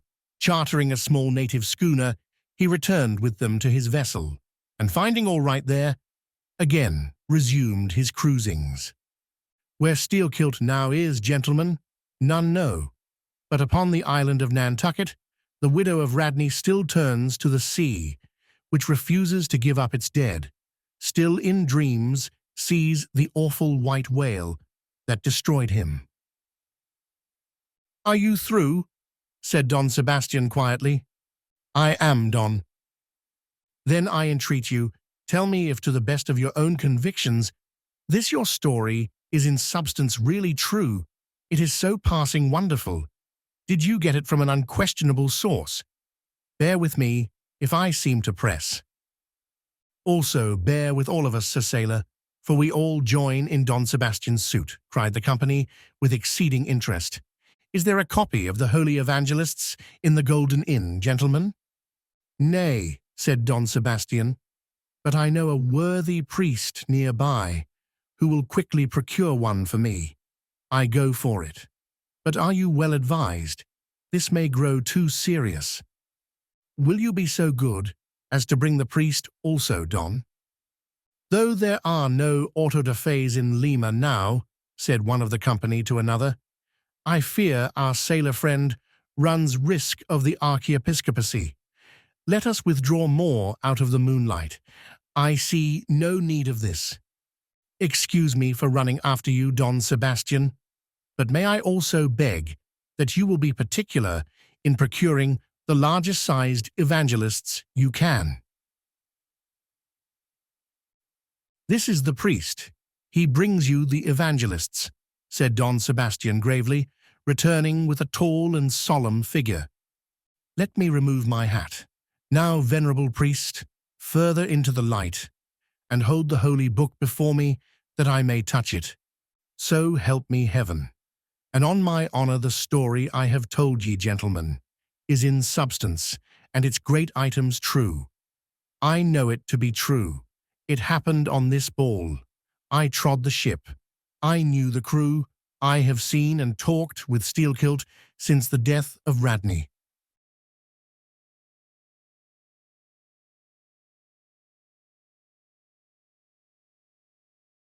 Chapter 55 of the Monstrous Pictures of Whales. I shall ere long paint to you, as well as one can without canvas, something like the true form of the whale, as he actually appears to the eye of the whaleman, when in his own absolute body the whale is moored alongside the whale ship, so that he can be fairly stepped upon there.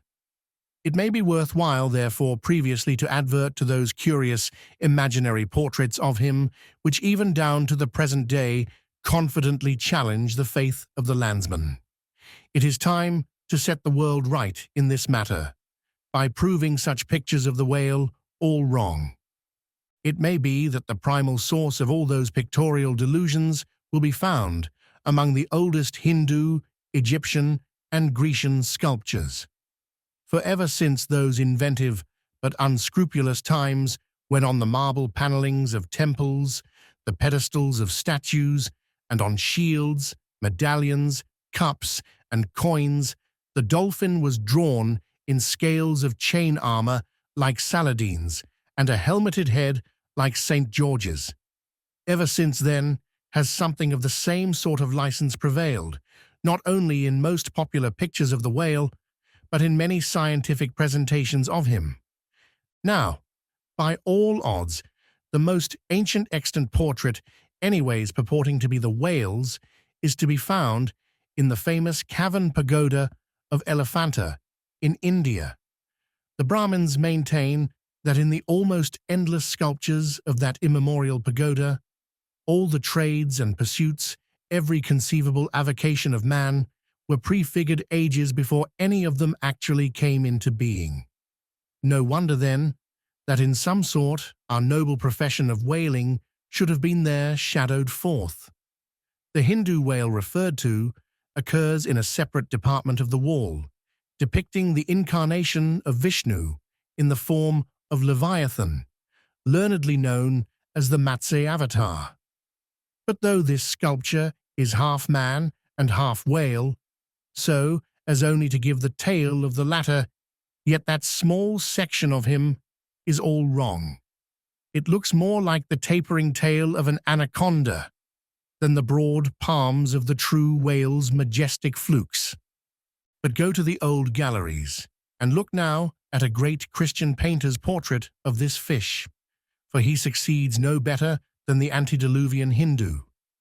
It is Guido's picture of Perseus, rescuing Andromeda from the sea monster or whale.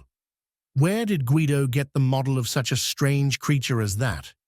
Nor does Hogarth, in painting the same scene in his own Perseus Descending, make out one whit better. The huge corpulence of that Hogarthian monster undulates on the surface, scarcely drawing 1 inch of water. It has a sort of howdah on its back, and its distended tusked mouth, into which the billows are rolling, might be taken for the Traitor's Gate, leading from the Thames by water into the Tower. Then there are the prodromus whales of old Scotch Sibbald, and Jonah's whale as depicted in the prints of old Bibles and the cuts of old primers. What shall be said of these? As for the bookbinder's whale winding like a vine stalk round the stock of a descending anchor, as stamped and gilded on the backs and title pages of many books both old and new, that is a very picturesque but purely fabulous creature, imitated, I take it, from the like figures on antique vases. Though universally denominated a dolphin, I nevertheless call this bookbinder's fish an attempt at a whale, because it was so intended when the device was first introduced. It was introduced by an old Italian publisher somewhere about the 15th century, during the revival of learning, and in those days, and even down to a comparatively late period, dolphins were popularly supposed to be a species of the Leviathan. In the vignettes and other embellishments of some ancient books, you will at times meet with very curious touches at the whale, where all manner of spouts, jet d'eau, hot springs and cold, Saratoga and Baden-Baden, come bubbling up from his unexhausted brain. In the title page of the original edition of The Advancement of Learning, you will find some curious whales. But quitting all these unprofessional attempts, let us glance at those pictures of Leviathan purporting to be sober, scientific delineations by those who know. In old Harris's collection of voyages, there are some plates of whales extracted from a Dutch book of voyages, A.D. 1671, entitled A Whaling Voyage to Spitzbergen in the Ship, Jonas in the Whale, Peter Peterson of Friesland Master. In one of those plates, the whales, like great rafts of logs, are represented lying among ice isles with white bears running over their living backs. In another plate, the prodigious blunder is made of representing the whale with perpendicular flukes. Then again, there is an imposing quarto, written by one Captain Colnett, a post-captain in the English Navy, entitled A Voyage Round Cape Horn into the South Seas, for the purpose of extending the spermaceti whale fisheries. In this book is an outline purporting to be a picture of a physeter or spermaceti whale, drawn by scale from one killed on the coast of Mexico, August 1793, and hoisted on deck. I doubt not the captain had this veracious picture taken for the benefit of his marines.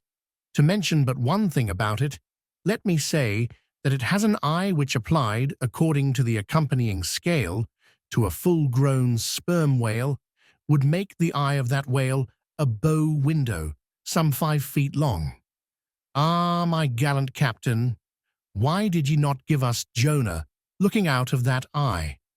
Nor other most conscientious compilations of natural history for the benefit of the young and tender, free from the same heinousness of mistake. Look at that popular work, Goldsmith's Animated Nature. In the abridged London edition of 1807, there are plates of an alleged whale and a narwhale. I do not wish to seem inelegant, but this unsightly whale looks much like an amputated sow, and as for the narwhale, one glimpse at it is enough to amaze one that in this 19th century such a hippogriff could be palmed for genuine upon any intelligent public of schoolboys. Then again in 1825, Bernard Germain, Count de Lacépède, a great naturalist, published a scientific systemized whale book, wherein are several pictures of the different species of the Leviathan. All these are not only incorrect, but the picture of the Mysticetus, or Greenland whale, that is to say, the right whale, even Scoresby, a long-experienced man as touching that species, declares not to have its counterpart in nature. But the placing of the cap-sheaf to all this blundering business was reserved for the scientific Frederick Cuvier, brother to the famous Baron. In 1836, he published A Natural History of Whales, in which he gives what he calls a picture of the sperm whale. Before showing that picture to any Nantucketer, you had best provide for your summary retreat from Nantucket. In a word, Frederick Cuvier's sperm whale is not a sperm whale, but a squash. Of course, he never had the benefit of a whaling voyage, such men seldom have, but whence he derived that picture, who can tell? Perhaps he got it, as his scientific predecessor in the same field, Demarest, got one of his authentic abortions, that is, from a Chinese drawing.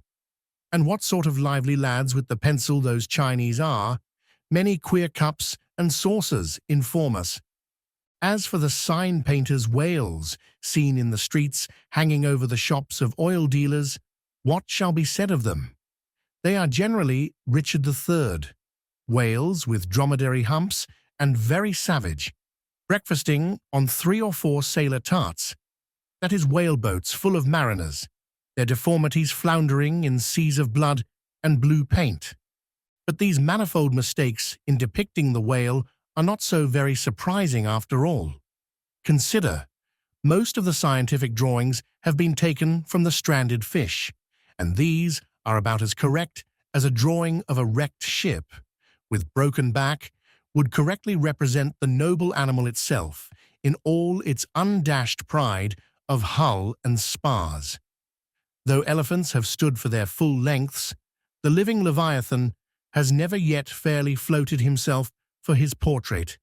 The living whale, in his full majesty and significance, is only to be seen at sea in unfathomable waters, and afloat the vast bulk of him is out of sight, like a launched line of battle ship, and out of that element it is a thing eternally impossible for mortal man to hoist him bodily into the air, so as to preserve all his mighty swells and undulations. And not to speak of the highly presumable difference of contour between a young sucking whale and a full-grown Platonian leviathan. Yet, even in the case of one of those young sucking whales hoisted to a ship's deck, such is then the outlandish, eel-like, limbered, varying shape of him, that his precise expression the devil himself could not catch. But it may be fancied that from the naked skeleton of the stranded whale, accurate hints may be derived touching his true form. Not at all, for it is one of the more curious things about this Leviathan that his skeleton gives very little idea of his general shape. Though Jeremy Bentham's skeleton, which hangs for candelabra in the library of one of his executors, correctly conveys the idea of a burly-browed, utilitarian old gentleman, with all Jeremy's other leading personal characteristics. Yet nothing of this kind could be inferred from any Leviathan's articulated bones. In fact, as the great Hunter says, the mere skeleton of the whale bears the same relation to the fully invested and padded animal as the insect does to the chrysalis that so roundingly envelopes it. This peculiarity is strikingly evinced in the head, as in some part of this book will be incidentally shown. It is also very curiously displayed in the side fin, the bones of which almost exactly answer to the bones of the human hand, minus only the thumb. This fin has 4 regular bone fingers, the index, middle, ring, and little finger. But all these are permanently lodged in their fleshy covering, as the human fingers in an artificial covering.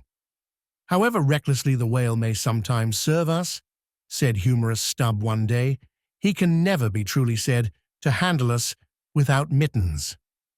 For all these reasons, then, any way you may look at it, you must needs conclude that the great Leviathan is that one creature in the world which must remain unpainted to the last.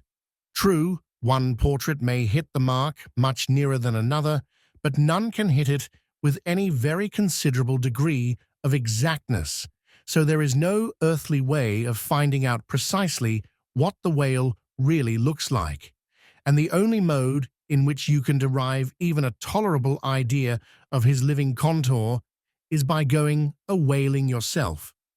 But by so doing, you run no small risk of being eternally stove and sunk by him. Wherefore, it seems to me you had best not be too fastidious in your curiosity touching this Leviathan. Chapter 56 of the less erroneous pictures of whales and the true pictures of whaling scenes. In connection with the monstrous pictures of whales, I am strongly tempted here to enter upon those still more monstrous stories of them which are to be found in certain books, both ancient and modern, especially in Pliny, Purchas, Hakluyt, Harris, Cuvier, etc. But I pass that matter by. I know of only 4 published outlines of the great sperm whale, Colnett's, Huggins's, Frederick Cuvier's, and Beale's. In the previous chapter, Colnett and Cuvier have been referred to. Huggins's is far better than theirs, but by great odds, Beale's is the best. All Beale's drawings of this whale are good, excepting the middle figure in the picture of 3 whales in various attitudes, capping his 2nd chapter. His frontispiece, boats attacking sperm whales, though no doubt calculated to excite the civil skepticism of some parlour men, is admirably correct and lifelike in its general effect. Some of the sperm whale drawings in J. Ross Brown are pretty correct in contour, but they are wretchedly engraved. That is not his fault, though. Of the right whale, the best outline pictures are in Scoresby, but they are drawn on too small a scale to convey a desirable impression. He has but one picture of whaling scenes, and this is a sad deficiency, because it is by such pictures only, when at all well done, that you can derive anything like a truthful idea of the living whale as seen by his living hunters. But taken for all in all, by far the finest, though in some details not the most correct, presentations of whales and whaling scenes to be anywhere found, are 2 large French engravings, well executed and taken from paintings by one Garnery. Respectively, they represent attacks on the sperm and right whale. In the first engraving, a noble sperm whale is depicted in full majesty of might, just risen beneath the boat from the profundities of the ocean and bearing high in the air upon his back the terrific wreck of the stoven planks. The prow of the boat is partially unbroken and is drawn just balancing upon the monster's spine, and standing in that prow for that one single incomputable flash of time, you behold an oarsman, half shrouded by the incensed, boiling spout of the whale, and in the act of leaping, as if from a precipice. The action of the whole thing is wonderfully good and true. The half-emptied line-tub floats on the whitened sea. The wooden poles of the spilled harpoons obliquely bob in it. The heads of the swimming crew are scattered about the whale in contrasting expressions of affright, while in the black, stormy distance, the ship is bearing down upon the scene. Serious fault might be found with the anatomical details of this whale, but let that pass. since, for the life of me, I could not draw so good a one. In the second engraving, the boat is in the act of drawing alongside the barnacled flank of a large, running right whale that rolls his black, weedy bulk in the sea like some mossy rock slide from the Patagonian cliffs. His jets are erect, full, and black like soot, so that from so abounding a smoke in the chimney you would think there must be a brave supper cooking in the great bowels below. Seafowls are pecking at the small crabs, shellfish, and other sea candies and macaroni, which the right whale sometimes carries on his pestilent back. And all the while, the thick-lipped Leviathan is rushing through the deep, leaving tons of tumultuous white curds in his wake, and causing the slight boat to rock in the swells like a skiff caught nigh the paddle wheels of an ocean steamer. Thus the foreground is all raging commotion, but behind, in admirable artistic contrast, is the glassy level of a sea becalmed, the drooping unstarched sails of the powerless ship, and the inert mass of a dead whale, a conquered fortress, with the flag of capture lazily hanging from the whale pole, inserted into his spout hole. Who Garnery the painter is, or was, I know not, but my life for it, he was either practically conversant with his subject, or else marvellously tutored by some experienced whaleman. The French are the lads for painting action. Go and gaze upon all the paintings of Europe, and where will you find such a gallery of living and breathing commotion on canvas as in that triumphal hall at Versailles, where the beholder fights his way, pell-mell, through the consecutive great battles of France, where every sword seems a flash of the northern lights, and the successive armed kings and emperors dash by like a charge of crowned centaurs. Not wholly unworthy of a place in that gallery are these sea battle-pieces of Garnery. The natural aptitude of the French for seizing the picturesqueness of things seems to be peculiarly evinced in what paintings and engravings they have of their whaling scenes. With not 1/10 of England's experience in the fishery, and not the 1,000th part of that of the Americans, they have nevertheless furnished both nations with the only finished sketches at all capable of conveying the real spirit of the whale hunt. For the most part, the English and American whale draftsmen seem entirely content with presenting the mechanical outline of things, such as the vacant profile of the whale, which, so far as picturesqueness of effect is concerned, is about tantamount to sketching the profile of a pyramid. Even Scoresby, the justly renowned right whaleman, after giving us a stiff full length of the Greenland whale and 3 or 4 delicate miniatures of narwhales and porpoises, treats us to a series of classical engravings of boat hooks, chopping knives, and grapnels, and with the microscopic diligence of a Leeuwenhoek submits to the inspection of a shivering world 96 facsimiles of magnified Arctic snow crystals. I mean no disparagement to the excellent voyager.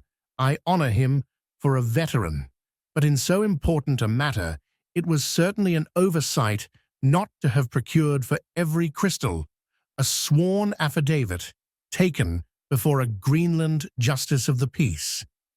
In addition to those fine engravings from Garnery, there are 2 other French engravings worthy of note by someone who subscribes himself H. Durand.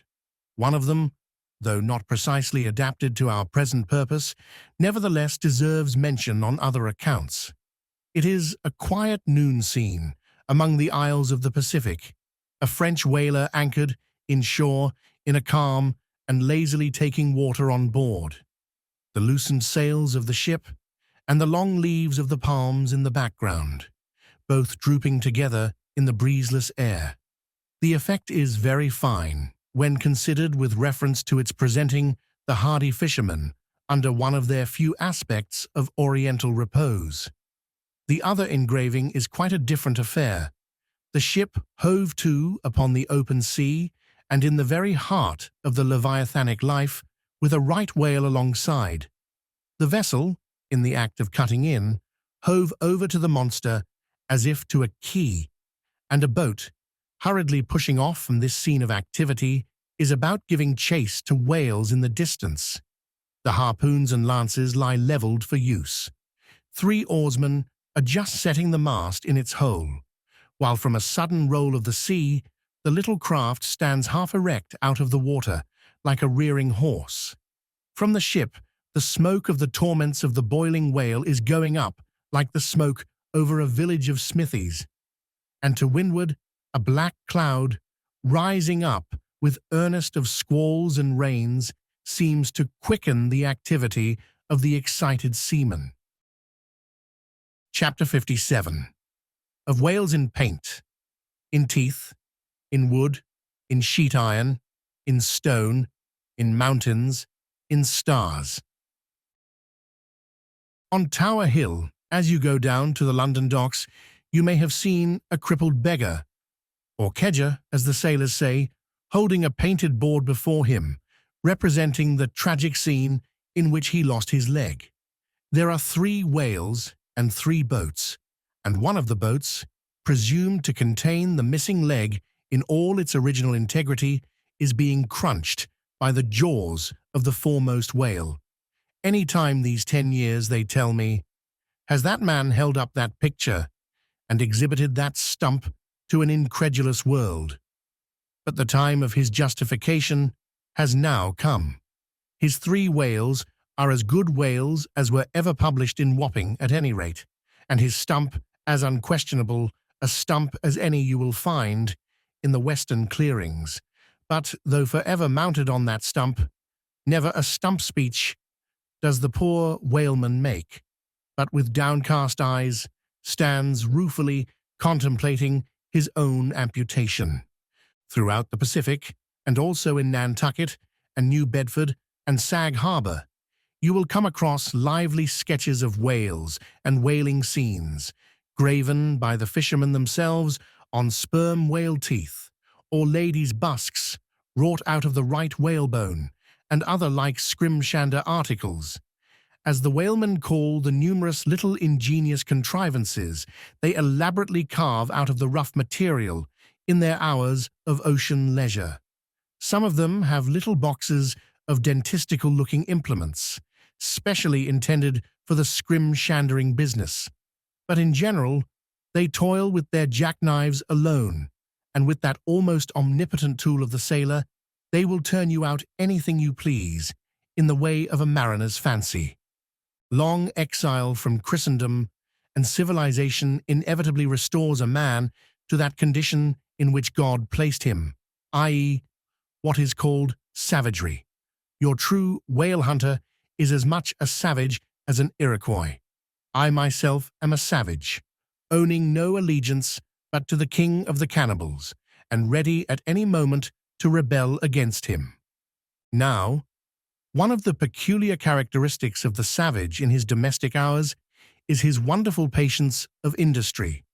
An ancient Hawaiian war club, or spear paddle, in its full multiplicity and elaboration of carving, is as great a trophy of human perseverance as a Latin lexicon. For with but a bit of broken seashell, or a shark's tooth, that miraculous intricacy of wooden network has been achieved, and it has cost steady years of steady application. As with the Hawaiian savage, so with the white sailor savage, with the same marvelous patience, and with the same single shark's tooth of his one poor jackknife, he will carve you a bit of bone sculpture, not quite as workmanlike, but as close-packed in its maziness of design as the Greek savage Achilles' shield, and full of barbaric spirit and suggestiveness as the prince of that fine old Dutch savage, Albert Dürer. Wooden whales, or whales cut in profile out of the small dark slabs of the noble South Sea warwood, are frequently met with in the forecastles of American whalers. Some of them are done with much accuracy. At some old gable-roofed country houses, you will see brass whales hung by the tail for knockers to the roadside door. When the porter is sleepy, the anvil-headed whale would be best. But these knocking whales are seldom remarkable as faithful essays. On the spires of some old-fashioned churches, you will see sheet iron whales placed there for weathercocks, but they are so elevated, and besides that, are to all intents and purposes so labelled with "hands off," you cannot examine them closely enough to decide upon their merit. In bony, ribby regions of the earth, where at the base of high, broken cliffs, masses of rock lie strewn in fantastic groupings upon the plain, you will often discover images as of the petrified forms of the Leviathan partly merged in grass, which of a windy day breaks against them in a surf of green surges. Then, again in mountainous countries, where the traveller is continually girdled by amphitheatrical heights, here and there, from some lucky point of view, you will catch passing glimpses of the profiles of whales defined along the undulating ridges. But you must be a thorough whaleman to see these sights, and not only that, but if you wish to return to such a sight again, you must be sure and take the exact intersecting latitude and longitude of your first standpoint, else so chance-like are such observations of the hills that your precise previous standpoint would require a laborious rediscovery. Like the Soloma Islands, which still remain incognita, though once high-roughed, Mendana trod them, and old Figuera chronicled them. Nor, when expandingly lifted by your subject, can you fail to trace out great whales in the starry heavens, and boats in pursuit of them, as when long filled with thoughts of war, the eastern nations saw armies locked in battle among the clouds. Thus at the north have I chased Leviathan round and round the pole with the revolutions of the bright points that first defined him to me, and beneath the effulgent Antarctic skies I have boarded the Argo navies and joined the chase against the starry Cetus, far beyond the utmost stretch of Hydrus and the flying fish. With a frigate's anchors for my bridle bits and fasces of harpoons for spurs, would I could mount that whale and leap the topmost skies, to see whether the fabled heavens, with all their countless tents, really lie encamped beyond my mortal sight. Chapter 58. Brit. Steering northeastward from the Crozettes, we fell in with vast meadows of brit, the minute, yellow substance upon which the right whale largely feeds. For leagues and leagues it undulated round us, so that we seemed to be sailing through boundless fields of ripe and golden wheat. On the second day, numbers of right whales were seen, who, secure from the attack of a sperm whaler, like the Pequod, with open jaws, sluggishly swam through the brit, which, adhering to the fringing fibres of that wondrous Venetian blind in their mouths, was in that manner separated from the water that escaped at the lip. As morning mowers, who side by side slowly and seethingly advance their scythes through the long wet grass of marshy meads, even so these monsters swam, making a strange, grassy cutting sound, and leaving behind them endless swaths of blue upon the yellow sea. That part of the sea, known among whalemen as the Brazil Banks, does not bear that name as the banks of Newfoundland do, because of there being shallows and soundings there, but because of this remarkable meadow-like appearance caused by the vast drifts of brit continually floating in those latitudes, where the right whale is often chased. But it was only the sound they made as they parted the brit which at all reminded one of mowers. Seen from the mastheads, especially when they paused and were stationary for a while, their vast black forms looked more like lifeless masses of rock than anything else. And as in the great hunting countries of India, the stranger at a distance will sometimes pass on the plains recumbent elephants without knowing them to be such. taking them for bare, blackened elevations of the soil. Even so, often with him, who for the first time beholds this species of the leviathans of the sea, and even when recognized at last, their immense magnitude renders it very hard really to believe that such bulky masses of overgrowth can possibly be instinct in all parts with the same sort of life that lives in a dog or a horse. Indeed, in other respects, you can hardly regard any creatures of the deep with the same feelings that you do those of the shore. For though some old naturalists have maintained that all creatures of the land are of their kind in the sea, and though taking a broad general view of the thing, this may very well be, yet coming to specialties, where, for example, does the ocean furnish any fish that in disposition answers to the sagacious kindness of the dog?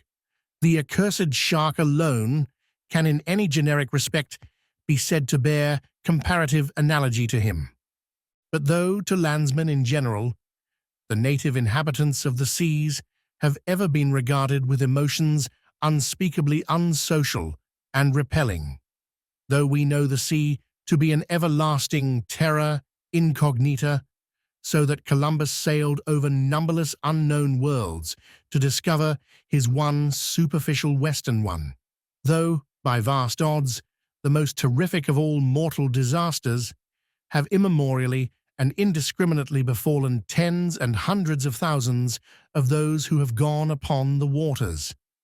Though but a moment's consideration will teach that however baby man may brag of his science and skill, and however much in a flattering future that science and skill may augment, yet forever and forever, to the crack of doom, the sea will insult and murder him, and pulverize the stateliest, stiffest frigate he can make. Nevertheless, by the continual repetition of these very impressions, man has lost that sense of the full awfulness of the sea which aboriginally belongs to it. The first boat we read of floated on an ocean that with Portuguese vengeance had whelmed a whole world without leaving so much as a widow. That same ocean rolls now. That same ocean destroyed the wrecked ships of last year. Yea, foolish mortals, Noah's flood is not yet subsided. 2/3 of the fair world it yet covers. Wherein differ the sea and the land, that a miracle upon one is not a miracle upon the other. Preternatural terrors rested upon the Hebrews when under the feet of Korah and his company the live ground opened and swallowed them up forever.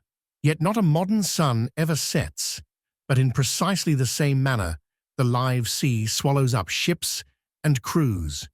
But not only is the sea such a foe to man who is an alien to it, but it is also a fiend to its own offspring, worse than the Persian host who murdered his own guests, sparing not the creatures which itself hath spawned. Like a savage tigress that tossing in the jungle overlays her own cubs, so the sea dashes even the mightiest whales against the rocks, and leaves them there side by side with the split wrecks of ships. No mercy, no power but its own controls it. Panting and snorting like a mad battle steed that has lost its rider, the masterless ocean overruns the globe. Consider the subtleness of the sea, how its most dreaded creatures glide under water, unapparent for the most part, and treacherously hidden beneath the loveliest tints of azure. Consider also the devilish brilliance and beauty of many of its most remorseless tribes, as the dainty embellished shape of many species of sharks. Consider once more the universal cannibalism of the sea, all whose creatures prey upon each other, carrying on eternal war since the world began. Consider all this, and then turn to this green, gentle, and most docile earth. Consider them both, the sea and the land, and do you not find a strange analogy to something in yourself? For as this appalling ocean surrounds the verdant land, So in the soul of man there lies one insular Tahiti, full of peace and joy, but encompassed by all the horrors of the half-known life. God keep thee, push not off from that isle, thou canst never return.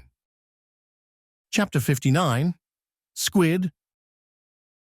Slowly wading through the meadows of Brit, the Pequod still held on her way northeastward towards the island of Java, a gentle air impelling her keel, so that in the surrounding serenity, her three tall tapering masts mildly waved to that languid breeze as three mild palms on a plain.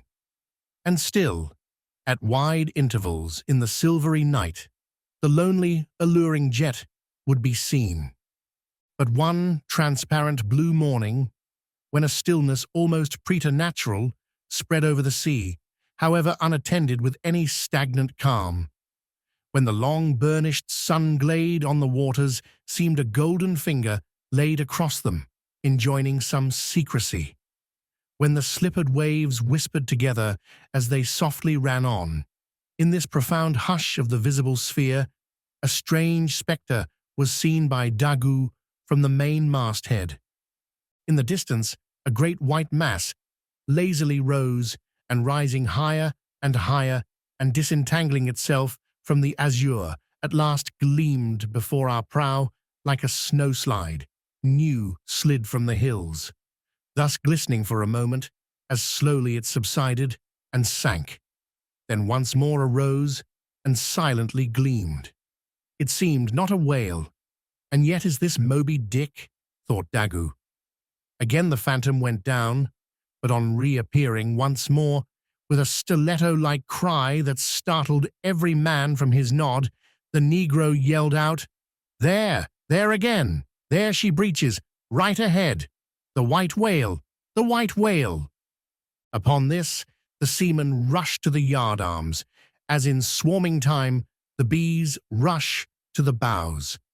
Bareheaded in the sultry sun, Ahab stood on the bowsprit, and with one hand pushed far behind, in readiness to wave his orders to the helmsman, cast his eager glance in the direction indicated aloft by the outstretched, motionless arm of Daggoo.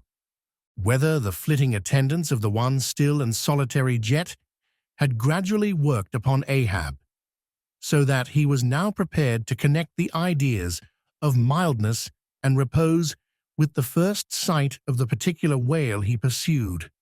However this was, or whether his eagerness betrayed him, whichever way it might have been, no sooner did he distinctly perceive the white mass, than with a quick intensity he instantly gave orders for lowering. The four boats were soon on the water, Ahab's in advance, and all swiftly pulling towards their prey. Soon it went down, and while, with oars suspended, we were awaiting its reappearance, lo, in the same spot where it sank, once more it slowly rose. Almost forgetting for the moment all thoughts of Moby Dick, we now gazed at the most wondrous phenomenon which the secret seas have hitherto revealed to mankind. A vast pulpy mass, furlongs in length and breadth, of a glancing cream color, lay floating on the water, innumerable long arms radiating from its center, and curling and twisting like a nest of anacondas, as if blindly to clutch at any hapless object within reach. No perceptible face or front did it have, no conceivable token of either sensation or instinct, but undulated there on the billows, an unearthly, formless, chance-like apparition of life. As with a low, sucking sound, it slowly disappeared again. Starbuck, still gazing at the agitated waters, where it had sunk, with a wild voice exclaimed, "Almost rather had I seen Moby Dick and fought him, than to have seen thee, thou white ghost." "What was it, sir?" said Flask. "The great live squid, which they say few whale ships ever beheld, and returned to their ports to tell of it." But Ahab said nothing. Turning his boat, he sailed back to the vessel, the rest as silently following. Whatever superstitions the sperm whalemen in general have connected with the sight of this object, certain it is that a glimpse of it being so very unusual, that circumstance has gone far to invest it with portentousness. So rarely is it beheld, that though one and all of them declare it to be the largest animated thing in the ocean, yet very few of them have any but the most vague ideas concerning its true nature and form. Notwithstanding, they believe it to furnish to the sperm whale his only food. For though other species of whales find their food above water and may be seen by man in the act of feeding, the spermaceti whale obtains his whole food in unknown zones below the surface. And only by inference is it that anyone can tell of what, precisely, that food consists. At times, when closely pursued, he will disgorge what are supposed to be the detached arms of the squid, some of them thus exhibited exceeding 20 and 30 feet in length. They fancy that the monster to which these arms belonged ordinarily clings by them to the bed of the ocean, and that the sperm whale, unlike other species, is supplied with teeth in order to attack and tear it. There seems some ground to imagine that the great kraken of Bishop Pontoppidan may ultimately resolve itself into squid. The manner in which the bishop describes it, as alternately rising and sinking, with some other particulars he narrates, in all this the two correspond. But much abatement is necessary with respect to the incredible bulk he assigns it. By some naturalists who have vaguely heard rumors of the mysterious creature here spoken of, it is included among the class of cuttlefish, to which, indeed, in certain external respects, it would seem to belong, but only as the anak of the tribe. Chapter 60. The Line. With reference to the whaling scene shortly to be described, as well as for the better understanding of all similar scenes elsewhere presented, I have here to speak of the magical, sometimes horrible, whale line. The line originally used in the fishery was of the best hemp, slightly vapored with tar, not impregnated with it, as in the case of ordinary ropes, for while tar, as ordinarily used, makes the hemp more pliable to the rope maker and also renders the rope itself more convenient to the sailor for common ship use. Yet not only would the ordinary quantity too much stiffen the whale line for the close coiling to which it must be subjected, but as most seamen are beginning to learn, tar in general by no means adds to the rope's durability or strength, however much it may give it compactness and gloss. Of late years, the manila rope has, in the American fishery, almost entirely superseded hemp as a material for whale lines. For though not so durable as hemp, it is stronger and far more soft and elastic, and I will add, since there is an aesthetics in all things, is much more handsome and becoming to the boat than hemp. Hemp is a dusky, dark fellow, a sort of Indian, but manila is as a golden-haired Circassian to behold. The whale line is only 2/3 of an inch in thickness. At first sight, you would not think it so strong as it really is. By experiment, its 150 yarns will each suspend a weight of 120 pounds, so that the whole rope will bear a strain nearly equal to 3 tons. In length, the common sperm whale line measures something over 200 fathoms. Towards the stern of the boat, it is spirally coiled away in the tub, not like the worm pipe of a still though, but so as to form one round, cheese-shaped mass of densely bedded sheaves or layers of concentric spiralizations without any hollow but the heart or minute vertical tube formed at the axis of the cheese. As the least tangle or kink in the coiling would, in running out, infallibly take somebody's arm, leg, or entire body off, the utmost precaution is used in stowing the line in its tub. Some harpooneers will consume almost an entire morning in this business, carrying the line high aloft, and then reeving it downwards through a block towards the tub, so as in the act of coiling to free it from all possible wrinkles and twists. In the English boats, 2 tubs are used instead of 1, the same line being continuously coiled in both tubs. There is some advantage in this, because these twin tubs being so small, they fit more readily into the boat, and do not strain it so much, whereas the American tub, nearly 3 feet in diameter and of proportionate depth, makes a rather bulky freight for a craft whose planks are but 1/2 inch in thickness, for the bottom of the whaleboat is like critical ice, which will bear up a considerable distributed weight, but not very much of a concentrated one. When the painted canvas cover is clapped on the American line tub, the boat looks as if it were pulling off with a prodigious great wedding cake to present to the whales. Both ends of the line are exposed, the lower end terminating in an eye-splice or loop coming up from the bottom against the side of the tub and hanging over its edge completely disengaged from everything. This arrangement of the lower end is necessary on 2 accounts. First, in order to facilitate the fastening to it of an additional line from a neighboring boat, in case the stricken whale should sound so deep as to threaten to carry off the entire line originally attached to the harpoon. In these instances, the whale, of course, is shifted like a mug of ale, as it were, from the one boat to the other, though the first boat always hovers at hand to assist its consort. Second, this arrangement is indispensable for common safety's sake, for were the lower end of the line in any way attached to the boat, and were the whale then to run the line out to the end almost in a single smoking minute, as he sometimes does, he would not stop there, for the doomed boat would infallibly be dragged down after him into the profundity of the sea, and in that case no town crier would ever find her again.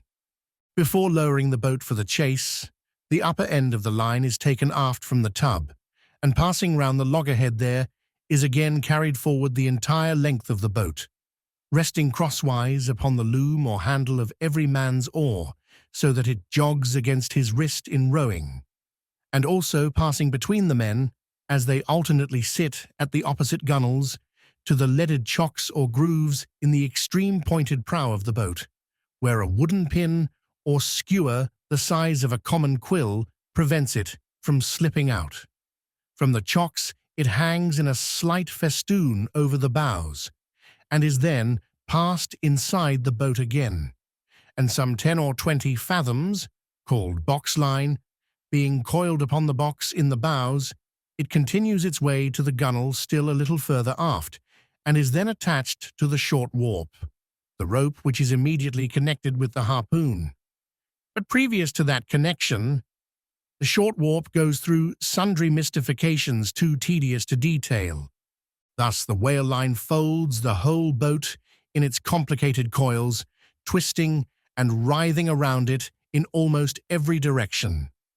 All the oarsmen are involved in its perilous contortions, so that to the timid eye of the landsman they seem as Indian jugglers, with the deadliest snakes sportively festooning their limbs. Nor can any son of mortal woman, for the first time, seat himself amid those hempen intricacies, and while straining his utmost at the oar, bethink him that at any unknown instant the harpoon may be darted, and all these horrible contortions be put in play like ringed lightnings. He cannot be thus circumstanced without a shudder that makes the very marrow in his bones to quiver in him like a shaken jelly. Yet habit, strange thing, what cannot habit accomplish? Gayer sallies, more merry mirth, better jokes, and brighter repartees, you never heard over your mahogany than you will hear over the half-inch white cedar of the whale-boat, when thus hung in hangman's nooses. And like the 6 burghers of Calais before King Edward, the 6 men composing the crew pull into the jaws of death, with a halter around every neck as you may say. Perhaps a very little thought will now enable you to account for those repeated whaling disasters, some few of which are casually chronicled, of this man or that man being taken out of the boat by the line and lost. For when the line is darting out, to be seated then in the boat is like being seated in the midst of the manifold whizzings of a steam engine in full play, when every flying beam and shaft and wheel is grazing you. It is worse, for you cannot sit motionless in the heart of these perils, because the boat is rocking like a cradle, and you are pitched one way and the other without the slightest warning, and only by a certain self-adjusting buoyancy and simultaneousness of volition and action can you escape being made a Mazeppa of and run away with where the all-seeing sun himself could never pierce you out. Again, as the profound calm, which only apparently precedes and prophesies of the storm, is perhaps more awful than the storm itself, for indeed the calm is but the wrapper and envelope of the storm, and contains it in itself, as the seemingly harmless rifle holds the fatal powder, and the ball, and the explosion. So the graceful repose of the line, as it silently serpentines about the oarsman before being brought into actual play, this is a thing which carries more of true terror than any other aspect of this dangerous affair. But why say more? All men live enveloped in whale lines. All are born with halters round their necks, but it is only when caught in the swift, sudden turn of death that mortals realize the silent, subtle, ever-present perils of life. And if you be a philosopher, though seated in the whale-boat, you would not at heart feel one whit more of terror than though seated before your evening fire with a poker and not a harpoon by your side. Chapter 61. Stubb kills a whale. If to Starbuck the apparition of the squid was a thing of portents, to Queequeg it was quite a different object. "When you see him quid," said the savage, honing his harpoon in the bow of his hoisted boat, "then you quick see him palm whale." The next day was exceedingly still and sultry, and with nothing special to engage them, the Pequod's crew could hardly resist the spell of sleep induced by such a vacant sea. For this part of the Indian Ocean through which we then were voyaging is not what whalemen call a lively ground. That is, it affords fewer glimpses of porpoises, dolphins, flying fish, and other vivacious denizens of more stirring waters than those off the Rio de la Plata, or the inshore ground off Peru. It was my turn to stand at the foremast head, and with my shoulders leaning against the slackened royal shrouds, to and fro I idly swayed in what seemed an enchanted air. No resolution could withstand it. In that dreamy mood, losing all consciousness, at last my soul went out of my body, though my body still continued to sway as a pendulum will, long after the power which first moved it is withdrawn. Ere forgetfulness altogether came over me, I had noticed that the seamen at the main and mizzen mastheads were already drowsy, so that at last all three of us lifelessly swung from the spars, and for every swing that we made, there was a nod from below from the slumbering helmsman. The waves, too, nodded their indolent crests, and across the wide trance of the sea, east nodded to west, and the sun over all. Suddenly, bubbles seemed bursting beneath my closed eyes. Like vices, my hands grasped the shrouds. Some invisible, gracious agency preserved me.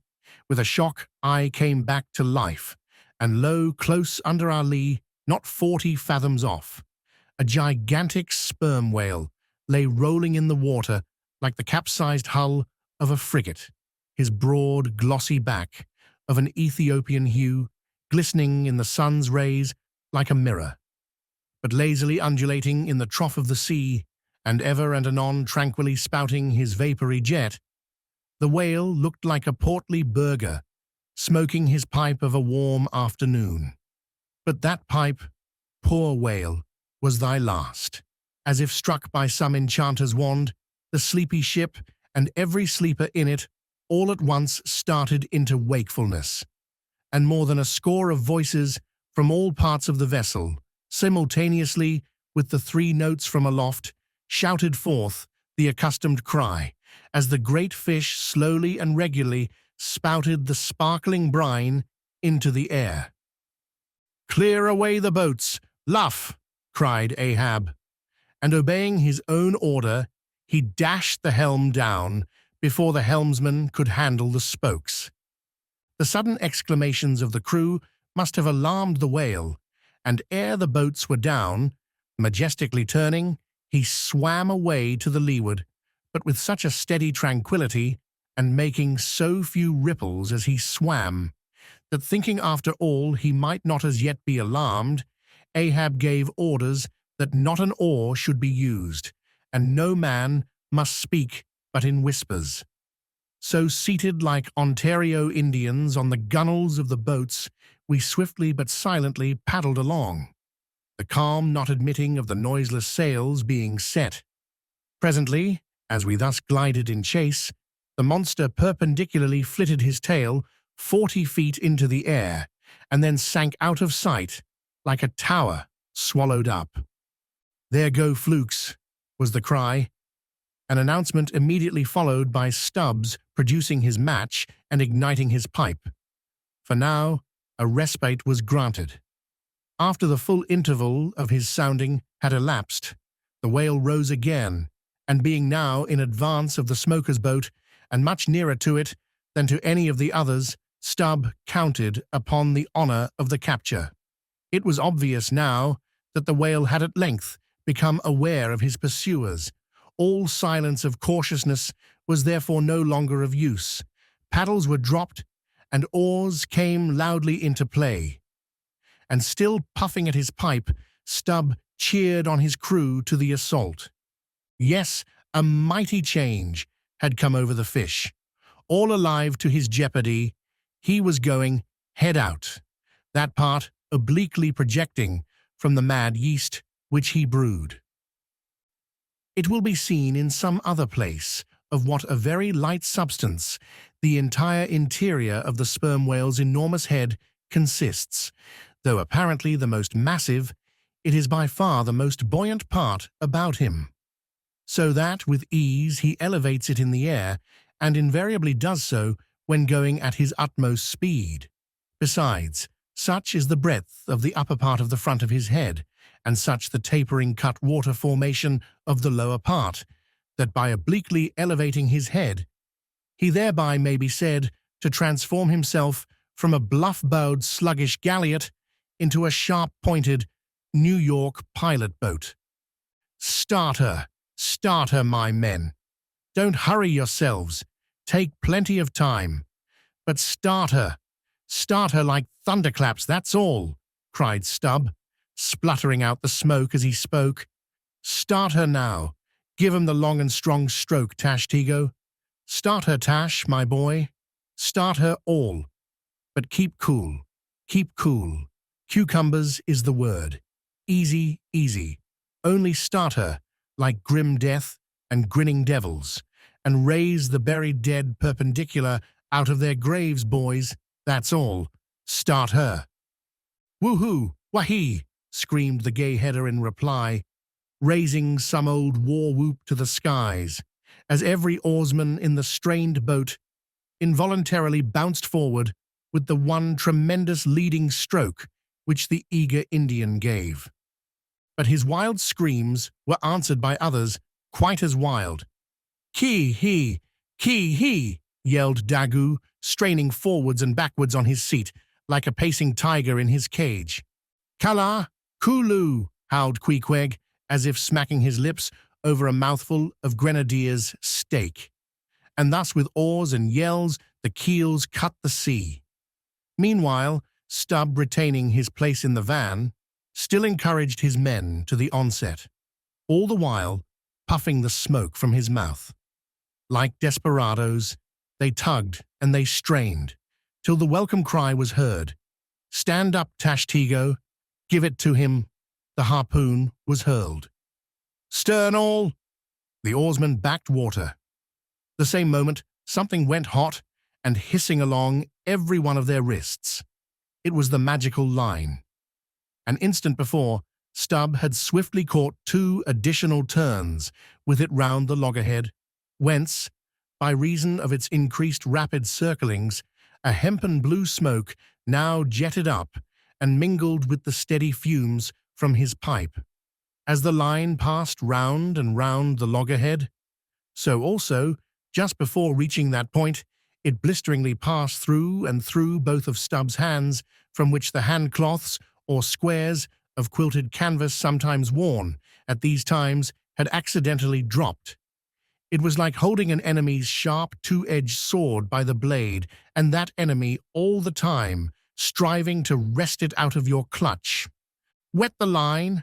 Wet the line!" cried Stubb to the tub oarsman, him seated by the tub, who, snatching off his hat, dashed sea-water into it. More turns were taken, so that the line began holding its place. The boat now flew through the boiling water like a shark all fins. Stubb and Tashtego here changed places, stem for stern, a staggering business truly in that rocking commotion. Partly to show the indispensableness of this act, it may here be stated that in the old Dutch fishery, a mop was used to dash the running line with water.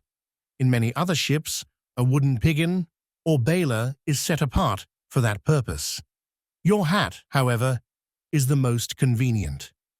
From the vibrating line extending the entire length of the upper part of the boat, and from its now being more tight than a harp-string, you would have thought the craft had 2 keels, one cleaving the water, the other the air, as the boat churned on through both opposing elements at once.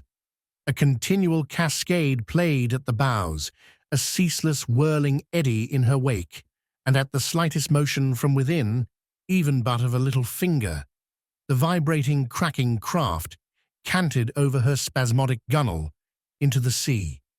Thus they rushed, each man with might and main clinging to his seat, to prevent being tossed to the foam, and the tall form of Tashtego at the steering oar, crouching almost double in order to bring down his center of gravity. Whole Atlantics and Pacifics seemed past as they shot on their way, till at length the whale somewhat slackened his flight. Haul in, cried Stubb to the bowsman, and facing round towards the whale, all hands began pulling the boat up to him, while yet the boat was being towed on. Soon, ranging up by his flank, Stubb, firmly planting his knee in the clumsy cleat, darted dart after dart into the flying fish. At the word of command, the boat alternately sterning out of the way of the whale's horrible wallow, and then ranging up for another fling. The red tide now poured from all sides of the monster like brooks down a hill. His tormented body rolled not in brine, but in blood, which bubbled and seethed for furlongs behind in their wake. The slanting sun, playing upon this crimson pond in the sea, sent back its reflection into every face, so that they all glowed to each other like red men.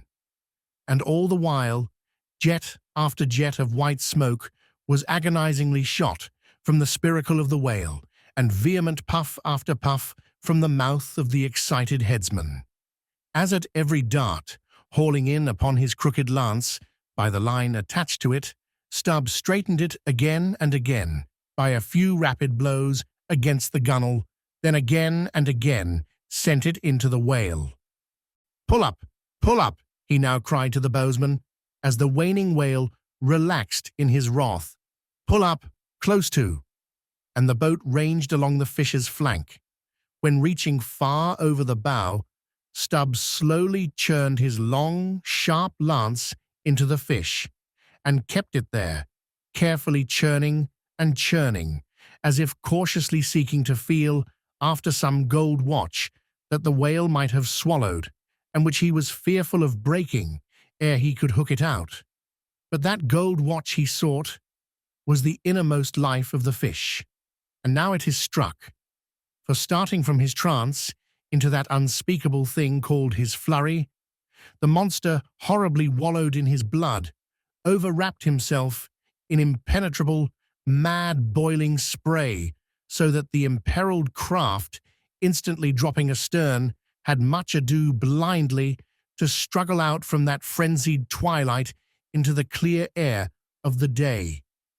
And now abating in his flurry, the whale once more rolled out into view, surging from side to side, spasmodically dilating and contracting his spout hole with sharp, cracking, agonized respirations. At last, gush after gush of clotted red gore, as if it had been the purple lees of red wine, shot into the frighted air, and falling back again, ran dripping down his motionless flanks into the sea. His heart had burst. "He's dead, Mr. Stubb," said Daggoo. "Yes." Both pipes smoked out, and withdrawing his own from his mouth, Stubb scattered the dead ashes over the water, and for a moment stood thoughtfully eyeing the vast corpse he had made.